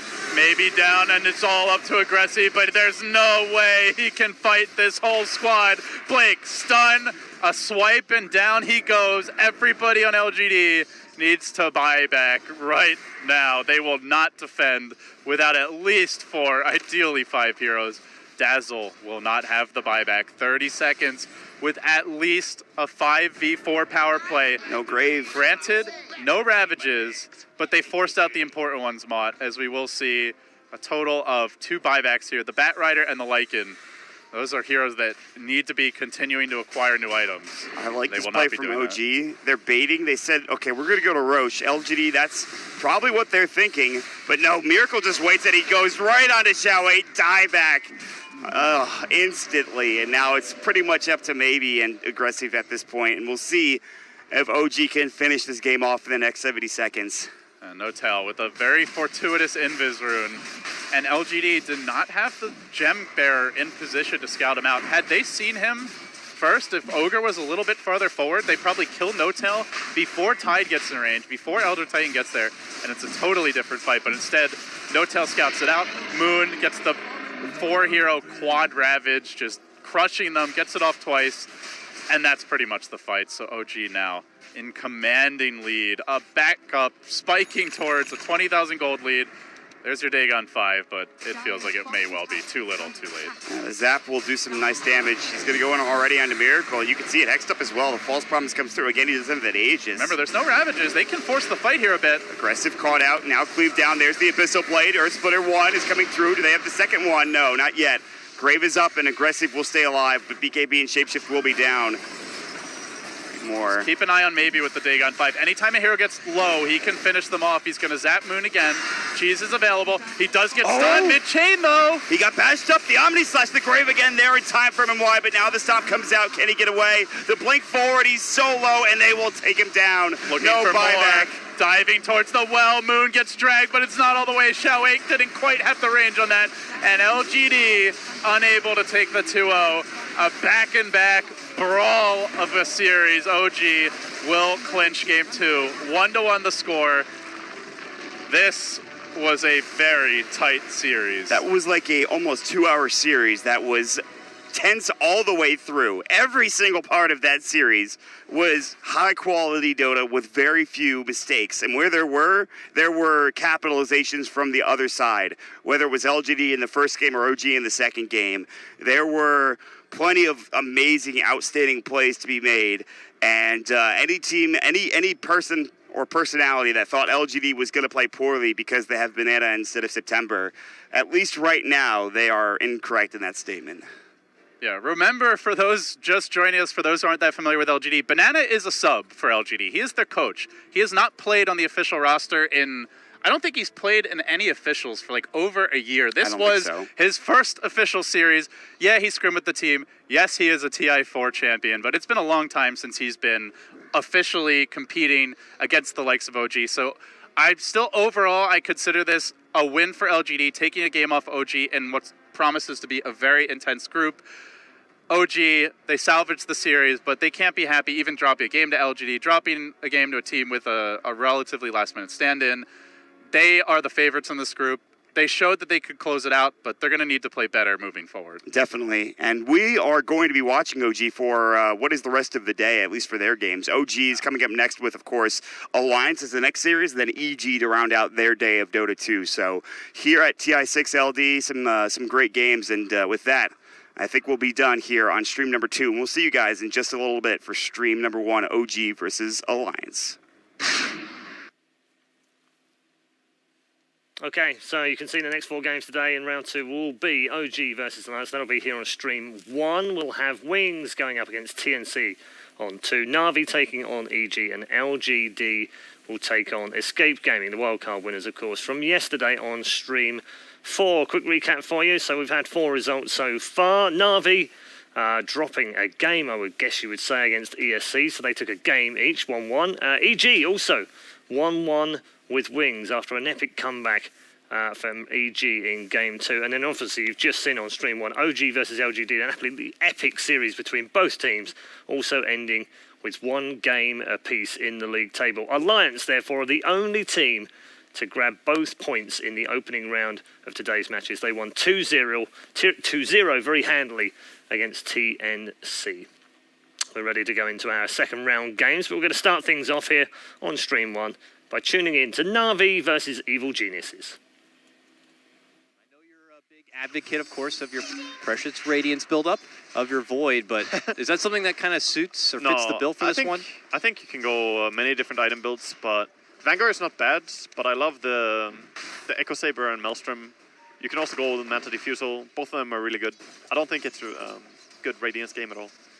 Mid, a lot of pressure being put by Dendy onto the TA, and now the wraparound comes as well. Yep, we were expecting the first strike to come soon from both. They make a move in. Fear commits in with the time walk, back out and away here. The creeps are stalking him. They're walking him back and away, but now they'll commit in with the stun from General. A follow-up stun comes out from the Centaur. Universe steps in to try to help out and get some redemption, but they quick work of Fear.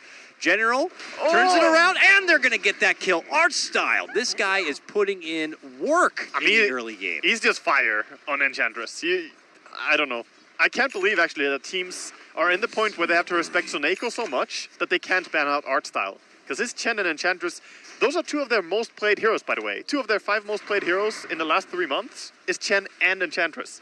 When both those heroes are up there, you know that the team kind of pivots around it. I know, it's one of those things, like, yeah, you want to acknowledge and respect all of those prized early hero picks. Now, we might see a bit of a skirmish here as they make their move for Suniko. They will be able to take down the pesky Oracle. But yeah, it's like you see all these prized hero grabs in this meta as what teams find the most threatening and the most prized, but then you have to also respect each team's individuality on what they can play, what their specialties are. And for Na'Vi, and you can see it here in Exhibit A, it's Enchantress. You got to give it the respect. No, most definitely. And it's so great as well to have a player like Artstyle who's so comfortable doing this or playing Ned Chen. And of course, his Enchantress, in fact, very known from the very first of TI. That's where Artstyle was dominating on that. Uh-oh.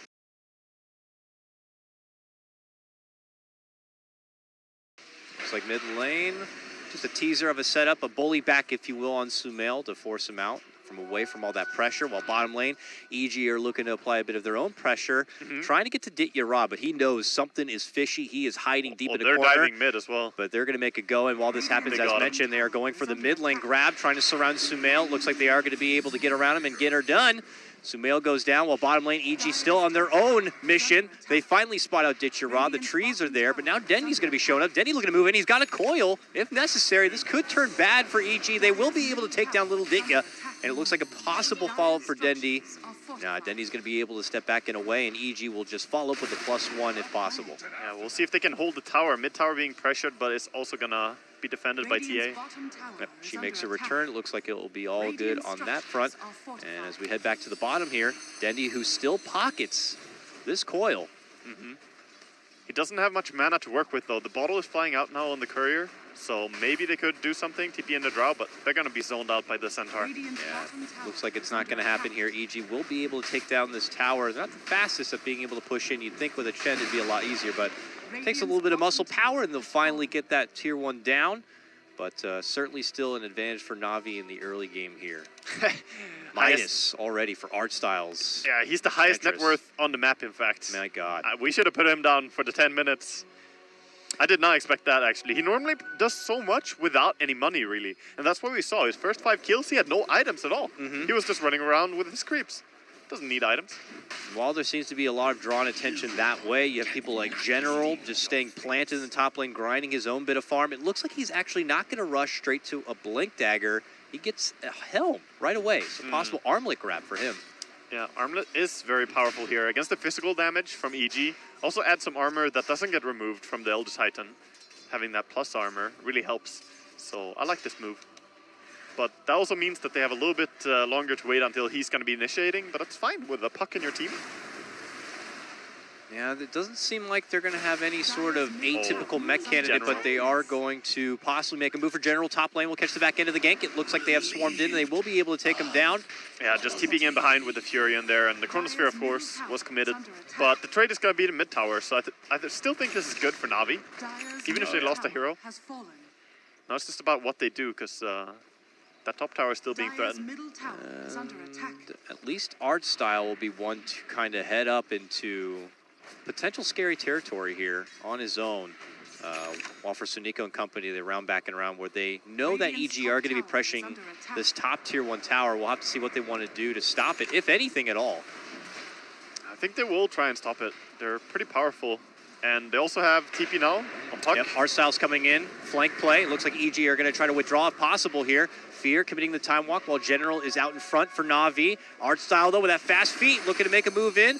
Universe tries his best to sprout and block him out, but it's not going to save Fear. It looks like that's going to be the first victim and probably one of your better targets you could ask for if you're Na'Vi. Definitely, and that's a second death on Fear. This is a carry Void, and he's actually 4th from the bottom right now in net worth. So he's struggling a lot. And that's because of these rotations as well. Na'Vi are playing very active Dota, really quick Dota as well. EG can try to recover here. We see Sumail, who was not involved in the action top lane, not even farming through a stack, just a casual bit of Ancients here, trying to find their grind. And if Na'Vi's lineup is already up and ahead, it's only going to make things even easier for them. So it's pressure on EG to try to break this serious momentum right now. Na'Vi are going to clear this top tier 1, and they're just going to get stronger and stronger at this point. It looks like they're going to stay committed here. This is exactly what Na'Vi wants to do. Just keep moving and take the tier 2 towers, because Drow does that so early. Very easily. PPD, not even level 5 yet, so they don't have to worry about Hand of God. They don't have to worry about that extra sustain power coming out from EG. Yeah, but they are going to respect a little bit here, backing off. And of course, Dandy on his puck can scout quite aggressively. They can't really catch him. There's no silence. There's no easy way to grab the puck. But they can still keep playing in the enemy territory here. Looks like in the meantime, Ditya will take his business back to the bottom lane here on his Drow. I mean, it's ridiculous just Drow Ranger things. 124 plus 48, and he barely holds anything to his name as it is right now. Yeah, the damage. And most of the importance as well, the 38 damage that Puck is getting right now, because he hits so hard. Just very easy to get many right clicks off as well as a Puck, because you reposition yourself easily in team fights. And the smoke around bottom. Yep, bottom lane, it's Universe. Goes for the TP here. General's right there, and he gets the crush off. You're not going anywhere, Little Nature's Prophet. And now Suniko's there to help out, tries to burst him down, and it is going to be picked up by the Oracle on that one. Good sneaky play from Na'Vi.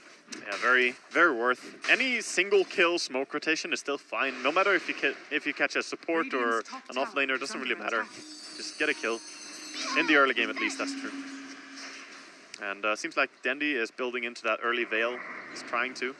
Just has a clarity coming out for now, though. Hey, it looks like he's a little close to PPD right now.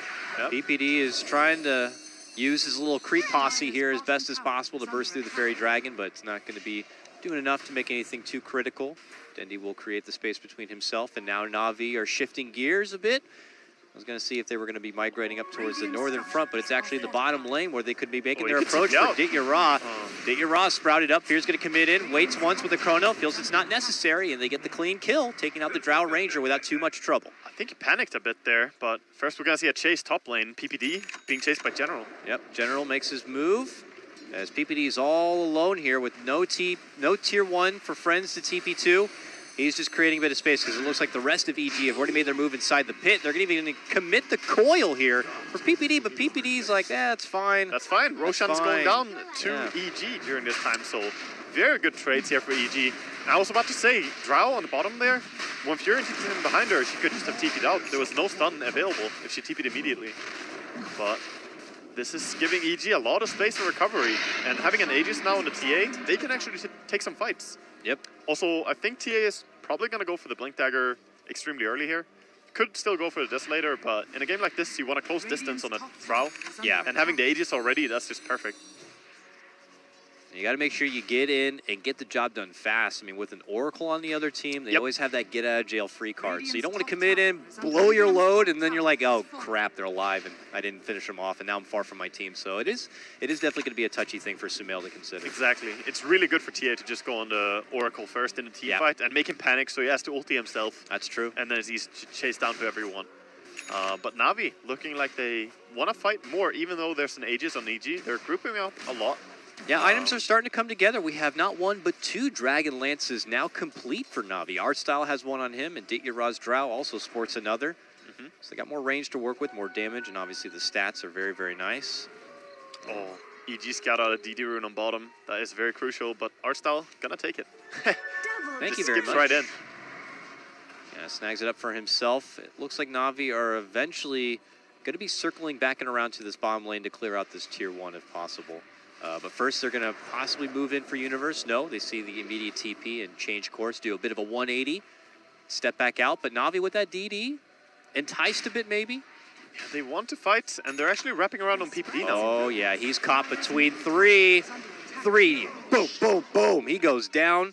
Quick work. EG still committing it hard for the bottom lane as they make their approach for General here. Oh, he's so slithery. He went out the right side. They thought he was left. Fear's going to be committing in with the chrono now. And it's not going to be enough without the follow-up damage there. Zai pops out. Now the Earth Splitter right down the middle. It's going to be right on top of Ditya Ra and Artstyle, but they're still committed to standing and fighting. They're going to be able to burst through this Aegis. Universe from the back end side, looking to isolate and take down Artstyle, but doesn't quite have the firepower. Ditya Ra going to get saved up with a false promise coming out from Soniko, and now they make their move. EG still holding strong here. Get a good heal coming out from PPD, and now Na'Vi forced to evacuate. Ditya Ra goes for the TP, is going to be able to make it out. Oh, the double 2 for 1 though. Yeah, that was 2 for 1, but they got the Aegis on the TA as well. And that first fight was gonna be really hard, no matter how you do it. Na'Vi got a great engagement there. The Chronosphere pretty much wasted, and they controlled EG really well, but then the Aegis comes into play. TA coming back with full HP, you have to just bail. Do feel like that could have been a lot worse for EG, but it worked out in their benefit to be able to kind of stay close and make it out safely. Yeah, they did some good plays, and Fear stayed alive as long as he could as well. He did go down in the end, but he definitely did his best there. Looked like they were thinking about a go onto General, but they'll let him be. General does kind of need to focus on himself a bit, so he'll grind his farm here in the bottom lane. He really hasn't picked up much since we last touched into him getting that helm, so it's he a wants setback. to be able to, get back on par. He'll need to keep farming. He almost has the entire armlet now. In fact, he's got it in just a few hits, and it just sets you back. When you go for this build instead of Blink Dagger, you need to just focus on yourself for a bit longer, because even when his armlet, he can't really just go and be like, okay, I have armlet, let's go. Because there are so many good reaction heroes on, like Void, you can't just run in and try to stun him. He's gonna chrono you instead. So he needs that Blink Dagger as well. Yeah, Fear also is one that will need to do quite a bit of catch-up here for EG. Sumail is kind of picking up the pieces for the real DPS in the meantime, while Fear just, has his casual Vlads. How do you think the game works out, though, if this does continue to scale a bit? I imagine Na'Vi are not going to be looking to kind of push the pace a bit, but really, when you look at both drafts on paper, they might fare okay in the late game. So where do you think that this game ends up if we end up pushing into like 35-minute plus territory? I honestly think that EG have a stronger game then, because I value disables quite a lot heading into late game. One mistake can lose you the game, and Chronosphere, Elder Titan ulti, stuff like this, it really just destroys you in the late game. That's true. But shouldn't underestimate the Slardar, though. All right, we have a lot of rotations mid lane. They make their move. Art Style is first on the scene, and he eats a lot of damage. He's going to be forced to False Promise. There is the Chrono from Fear catching Ditch and Soniko. They prize the Soniko Oracle first, and they'll be able to take him down. And they get the follow-up for Ditya Ra. Very good for EG so far. Sumail jumps to the back lines. He's looking to take down Art Style. Bam! Hits him hard. Double kill for Zai. Dendi is putting in the work for Na'Vi, but it might not be enough. General forced to stun and retreat. And yeah, Na'Vi begin to crumble down one by one. They will get the Dendi puck, and it turns into a 4-for-1 trade. The biggest trade of this game, and it's going for the boys in blue. That was amazingly aggressive play from EG there, just going in. And I love the positioning they had. And Zai, again, shows why I said he's one of the players that I really respect on Elder Titan. He played it back in the old days, and it's just beautiful to see. This allows EG to really ramp it up now as they push it for this tier 2. It totally shifts the gears of this game. Na'Vi, who were kind of supposed to be more the Drow 5-man accelerated lineup, this definitely throws a wrench in the plan a bit. It does, and this is just gonna hurt you. When you don't get to tier 2 towers as a Drow lineup, your momentum kind of stops. And as you see on the Drow Ranger herself, she doesn't have that much item progression going on. Dying 3 times in a row, it really doesn't look easy for Na'Vi from here on. They need the Blink Dagger, I think, on general, and that's why he hasn't finished up the armlet. Yeah, so he just won Blink Dagger right after the helm, casual helm. And I think that's the right choice now. They need to get the initiation instead of EG just running them down. Yeah. Dendi is looking to throw together a Yules that could help out quite a bit. Maybe Art Style finishing the makings of a potential Ags could help, but you're right, the utility that EG bring is starting to shine a little bit more now as the levels do begin to come in for their squad. Yeah, definitely. The mech and Hand of God, like, they look like almost indestructible in some of these fights, and when you think it breaks out and Na'Vi commit in like their big hits, their crushes, their coils, they kind of just shrug it off. There's still a little bit of a window, though, because the mech is still 700 gold off. He doesn't actually have the entire thing.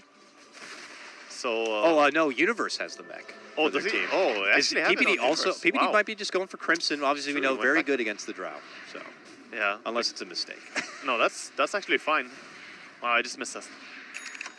I wonder if EG wanna go for tier 2 towers now. They got the tier 2 mid, and that's a pretty big blow. But they could sit back and farm for a bit now, which it seems like they're doing.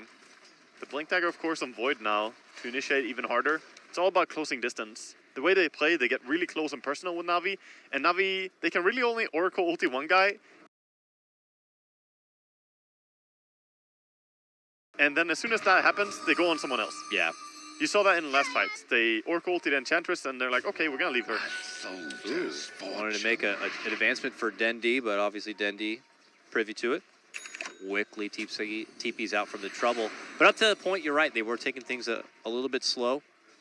But and now it looks like EG are going to be coming together, and they'll be the team to make an advancement for possibly some more tier 2s, specifically up here in the top lane. So see what Na'Vi want to do to defend. Because the problem I'm seeing is if EG get to a point where they're making an advancement on Na'Vi and even pushing into their high ground, I mean, would you say Na'Vi even have very good high ground defense? Not really. It's a very committing high ground defense. They have to go in with the puck ulti and follow up and just run in. They can't just sit back and clear the waves that easily. Yeah. Because the only real thing they have for that is just the puck illusory orb. Nothing else clears the creep waves. And Fear is in a fantastic spot, waiting for the pocket chrono here. Now they are going to be able to blow up Sumail quickly. Fear continues to wait. There goes the time splitter. Fear jumps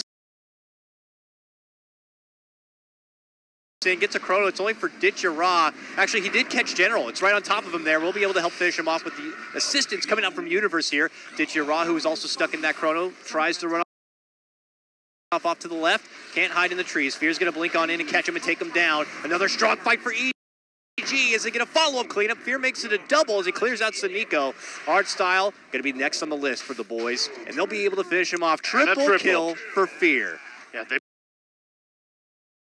blew everything on the TA there, and I think the puck silence is one of the big things that they can't use like that to get a pick off on a TA, because then you have all these other heroes getting their spells off as they want. Yeah. And if you don't stop Elder Titan and Void, that's just gonna be very troublesome for your team. Here comes EG, man. Now they're moving in for a tier 3. No intention of stopping either. And it really feels like EG know that this is their moment here. They'll take the tier 3, and it looks like they'll play it safe from that point on. They back out right away, and we'll go back into the grind. Huge winnings for them, though. And they almost have an entire Orchid on this Nature's Prophet. The sad part about that for Navi is that the silence is going to be so good. When he goes behind lines and gets Oracle, or even on a puck, he has to self-fuels himself. And after that, he can't be as aggressive anymore. It's just going to be a great item. And again, Roshan up.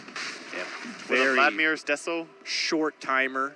EG, though, look at this. Acknowledge that Navi are going to be beelining it that way. They have the ward.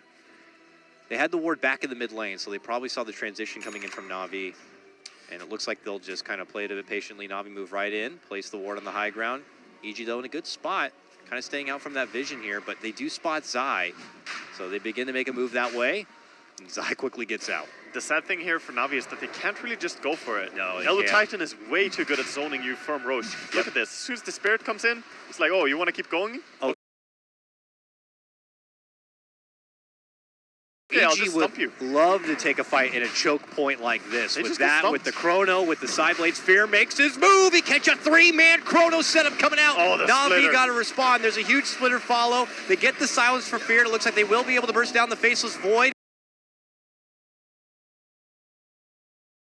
And now the follow-up from Sumail. He's able to crush on 4. They take down 2. They take down 3. Sumail with the triple kill, and EG move right back into the pit to take what's rightfully theirs.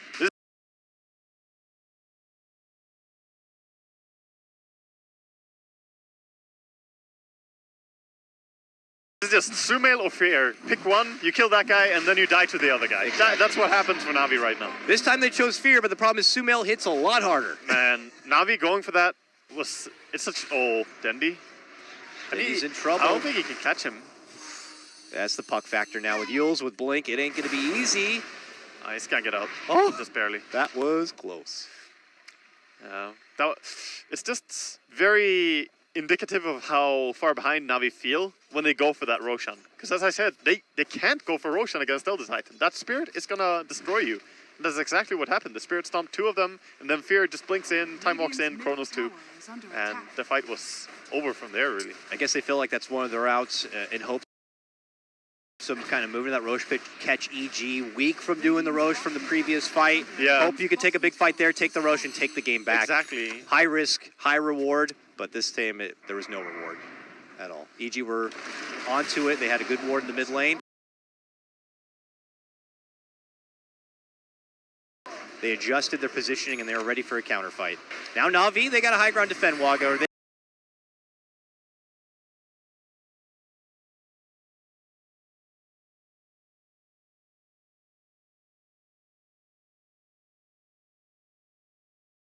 They will lose game number 1. And this is where the Dragonlance comes into good play as well for the TA.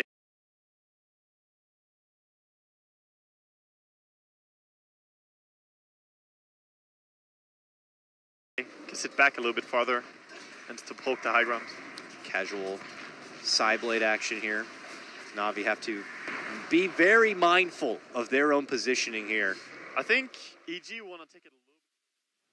Ladies and gentlemen, if you'd like to see the conclusion of Na'Vi versus EG Game 1, head over to Stream 3. But we're here live on Stream 1. I'm LD, joined by Mott, getting ready for our second of a OG triple header. OG taking on Alliance now, Mott. They split the series with LGD 1-1 for a team that comes in having won 2 majors out of the first 3, not to mention performing very well. Pretty much every other event they've attended. Anything but a 2-0 will be a disappointment. It's a long group stage, though. They've got a lot of room to grow from here, and they will be facing off now against Alliance. What are some of your initial thoughts as we head into the series? Well, that entire LGD series was just high-quality Dota. There were very few mistakes by both teams, but when there were, it was often capitalized by both of the squads, and that's what ended up happening at the end of the first game. OG made a couple of misplays, and that actually turned into their downfall in that first game. And the same could be said for, I guess, LGD in that second game, although their draft was a bit mid-game centric, and OG was able to capitalize on that because of it. So it'll be interesting to see. OG's banning out a bit differently. We saw the Storm ban. First overall ban, I think, in the second game between LGD when it wasn't even picked. It was like, okay, well, it looks like they're setting up for Tinker. Then they didn't pick Tinker. So now OG is just kind of saying, okay, listen, here's what we're going to do. Ban Bulldog's Brood, ban the IO, which, of course, they love to play on Alliance's side. Get those two out of the way and go from there. So, IO, a very strong pick for both of these teams. Interesting that OG has, Alliance does actually a first pick. So, yeah, okay. I was going to say, it's a little unusual to... Oh, wait, no. What am I talking about? OG is first pick. So yeah, they're banning IO. They could first pick it, but I feel like both of these teams play so much IO that if you first overall pick the IO, they will get something that counters it pretty well. Whether it's getting like an Enigma, a Void, potentially a Witch Doctor, something that can deal with the IO +1 duo. So they just want to take it out of the equation, kind of cut down on Alliance's ability to split push.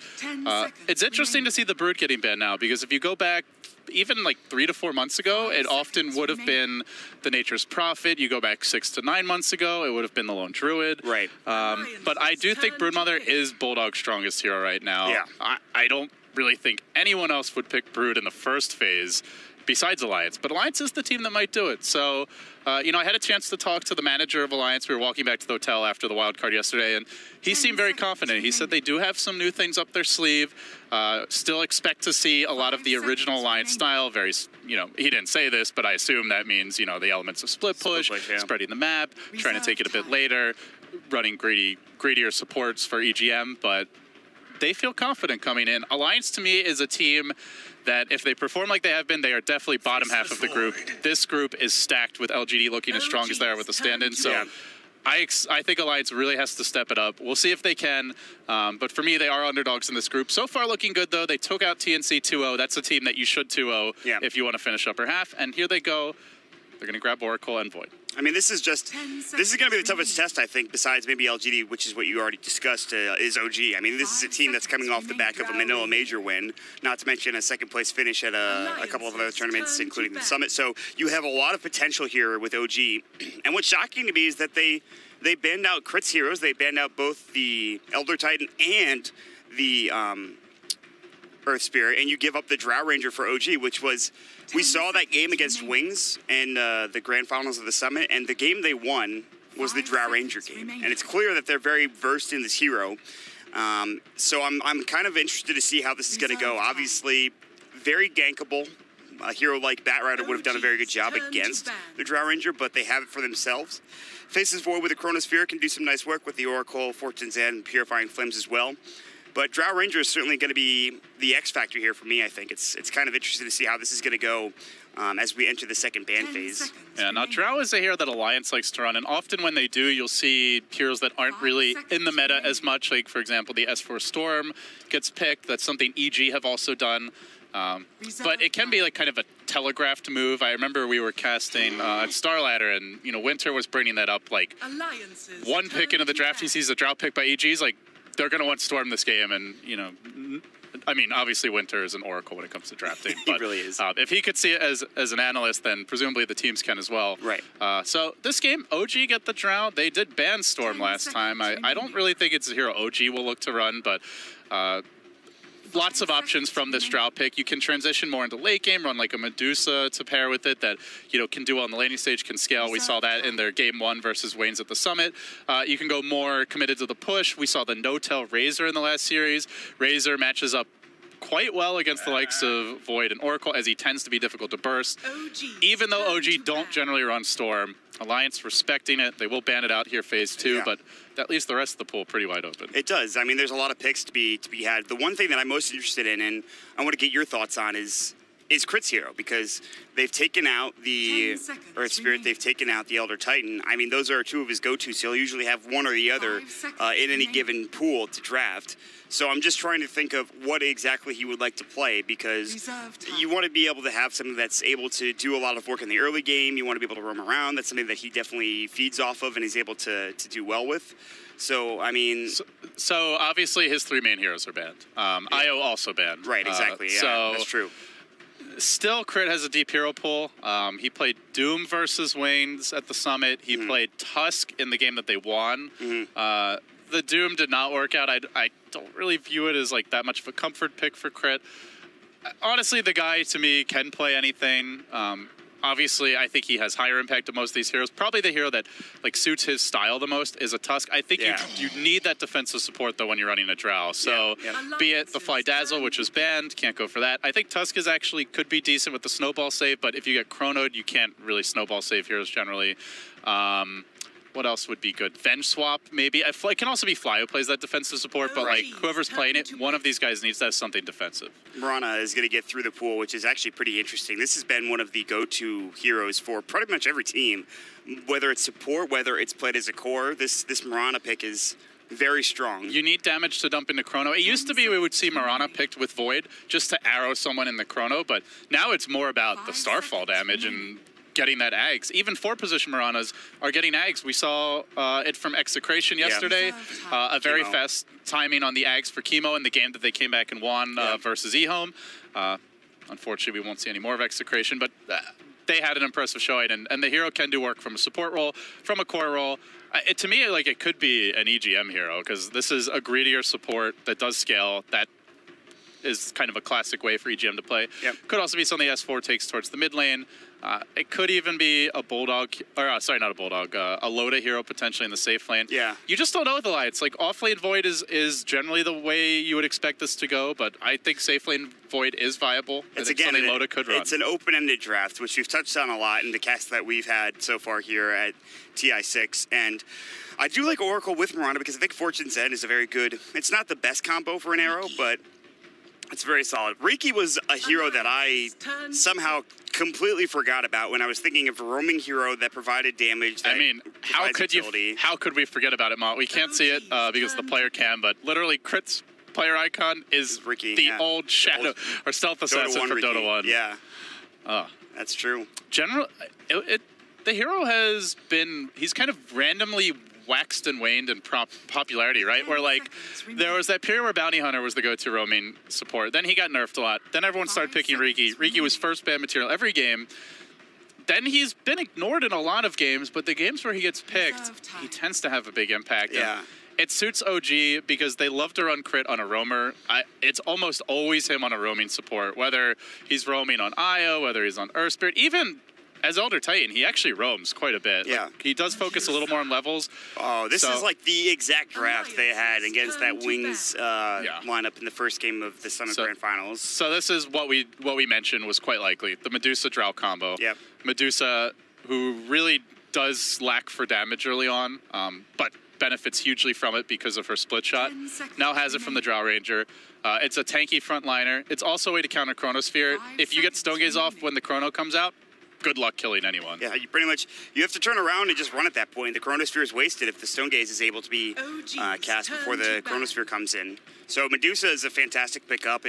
I think they have maybe some small lockdown issues right now with only Lasso, and Riki's kind of slow from Smokescreen, and even that's not particularly good. So you have Drow Ranger Arrow slow, but killing a Faceless Void, you kind of have to get the Smokescreen down and hope you can have a Disable, which is one thing they're really missing. Whereas Alliance, you have Arrow, you have Fortune's End, you have a Bash from Time Lock, and then you, of course, have the Fire Blast from Ogre, who is now rising in popularity. It feels like Ogre came out of left field and is now being picked in every game. It's kind of insane. OG's turn to pick. Yeah, he was, first stage picked both games in the LGD OG series, and these are two of the stronger looking teams in the group right now. Yep. So not as much of a priority pick, but he fits the current patch, which seems to be having at least one hero that he's not actively looking for kills, he's aggressively roaming and trying to secure the laning stage advantage. It's like that beginning mid lane, you go in, you throw an Ignite out, you hit the person with your maybe Orb of Venom. You club them for a bit. Yep. somewhere in the distance a baby seal whimpers. And then you go back to your lane. And then the Ogre's like, all right, work done. Time to go home. Time to go and back to the lane and maybe find kills elsewhere. But yeah, I mean, Ogre is just, it's been the Bloodlust also is a good, like you talked about last game, is a very good buff. It's one of the best buffs late game to have with, the agility type of carries to pump out that damage. It's actually pretty good with Face's Void too. Anyone who has an on-attack proc chance, whether it's a bash or crit, just those are the heroes that really benefit from Bloodlust. Right. Also, melee heroes, especially who need that extra bit of mobility to chase and get auto attacks in. That said, Alliance, despite having Mirana Void, I feel like they're going to struggle in 5v5 engagements right now. OG just have so much like zoning and control from the Drow Silence, the Riki Cloud, and the Stone Gaze cask bouncing around. It's kind of tough to run it on this lineup. One more pick to go here, so I'm thinking it's probably a Bulldog Void.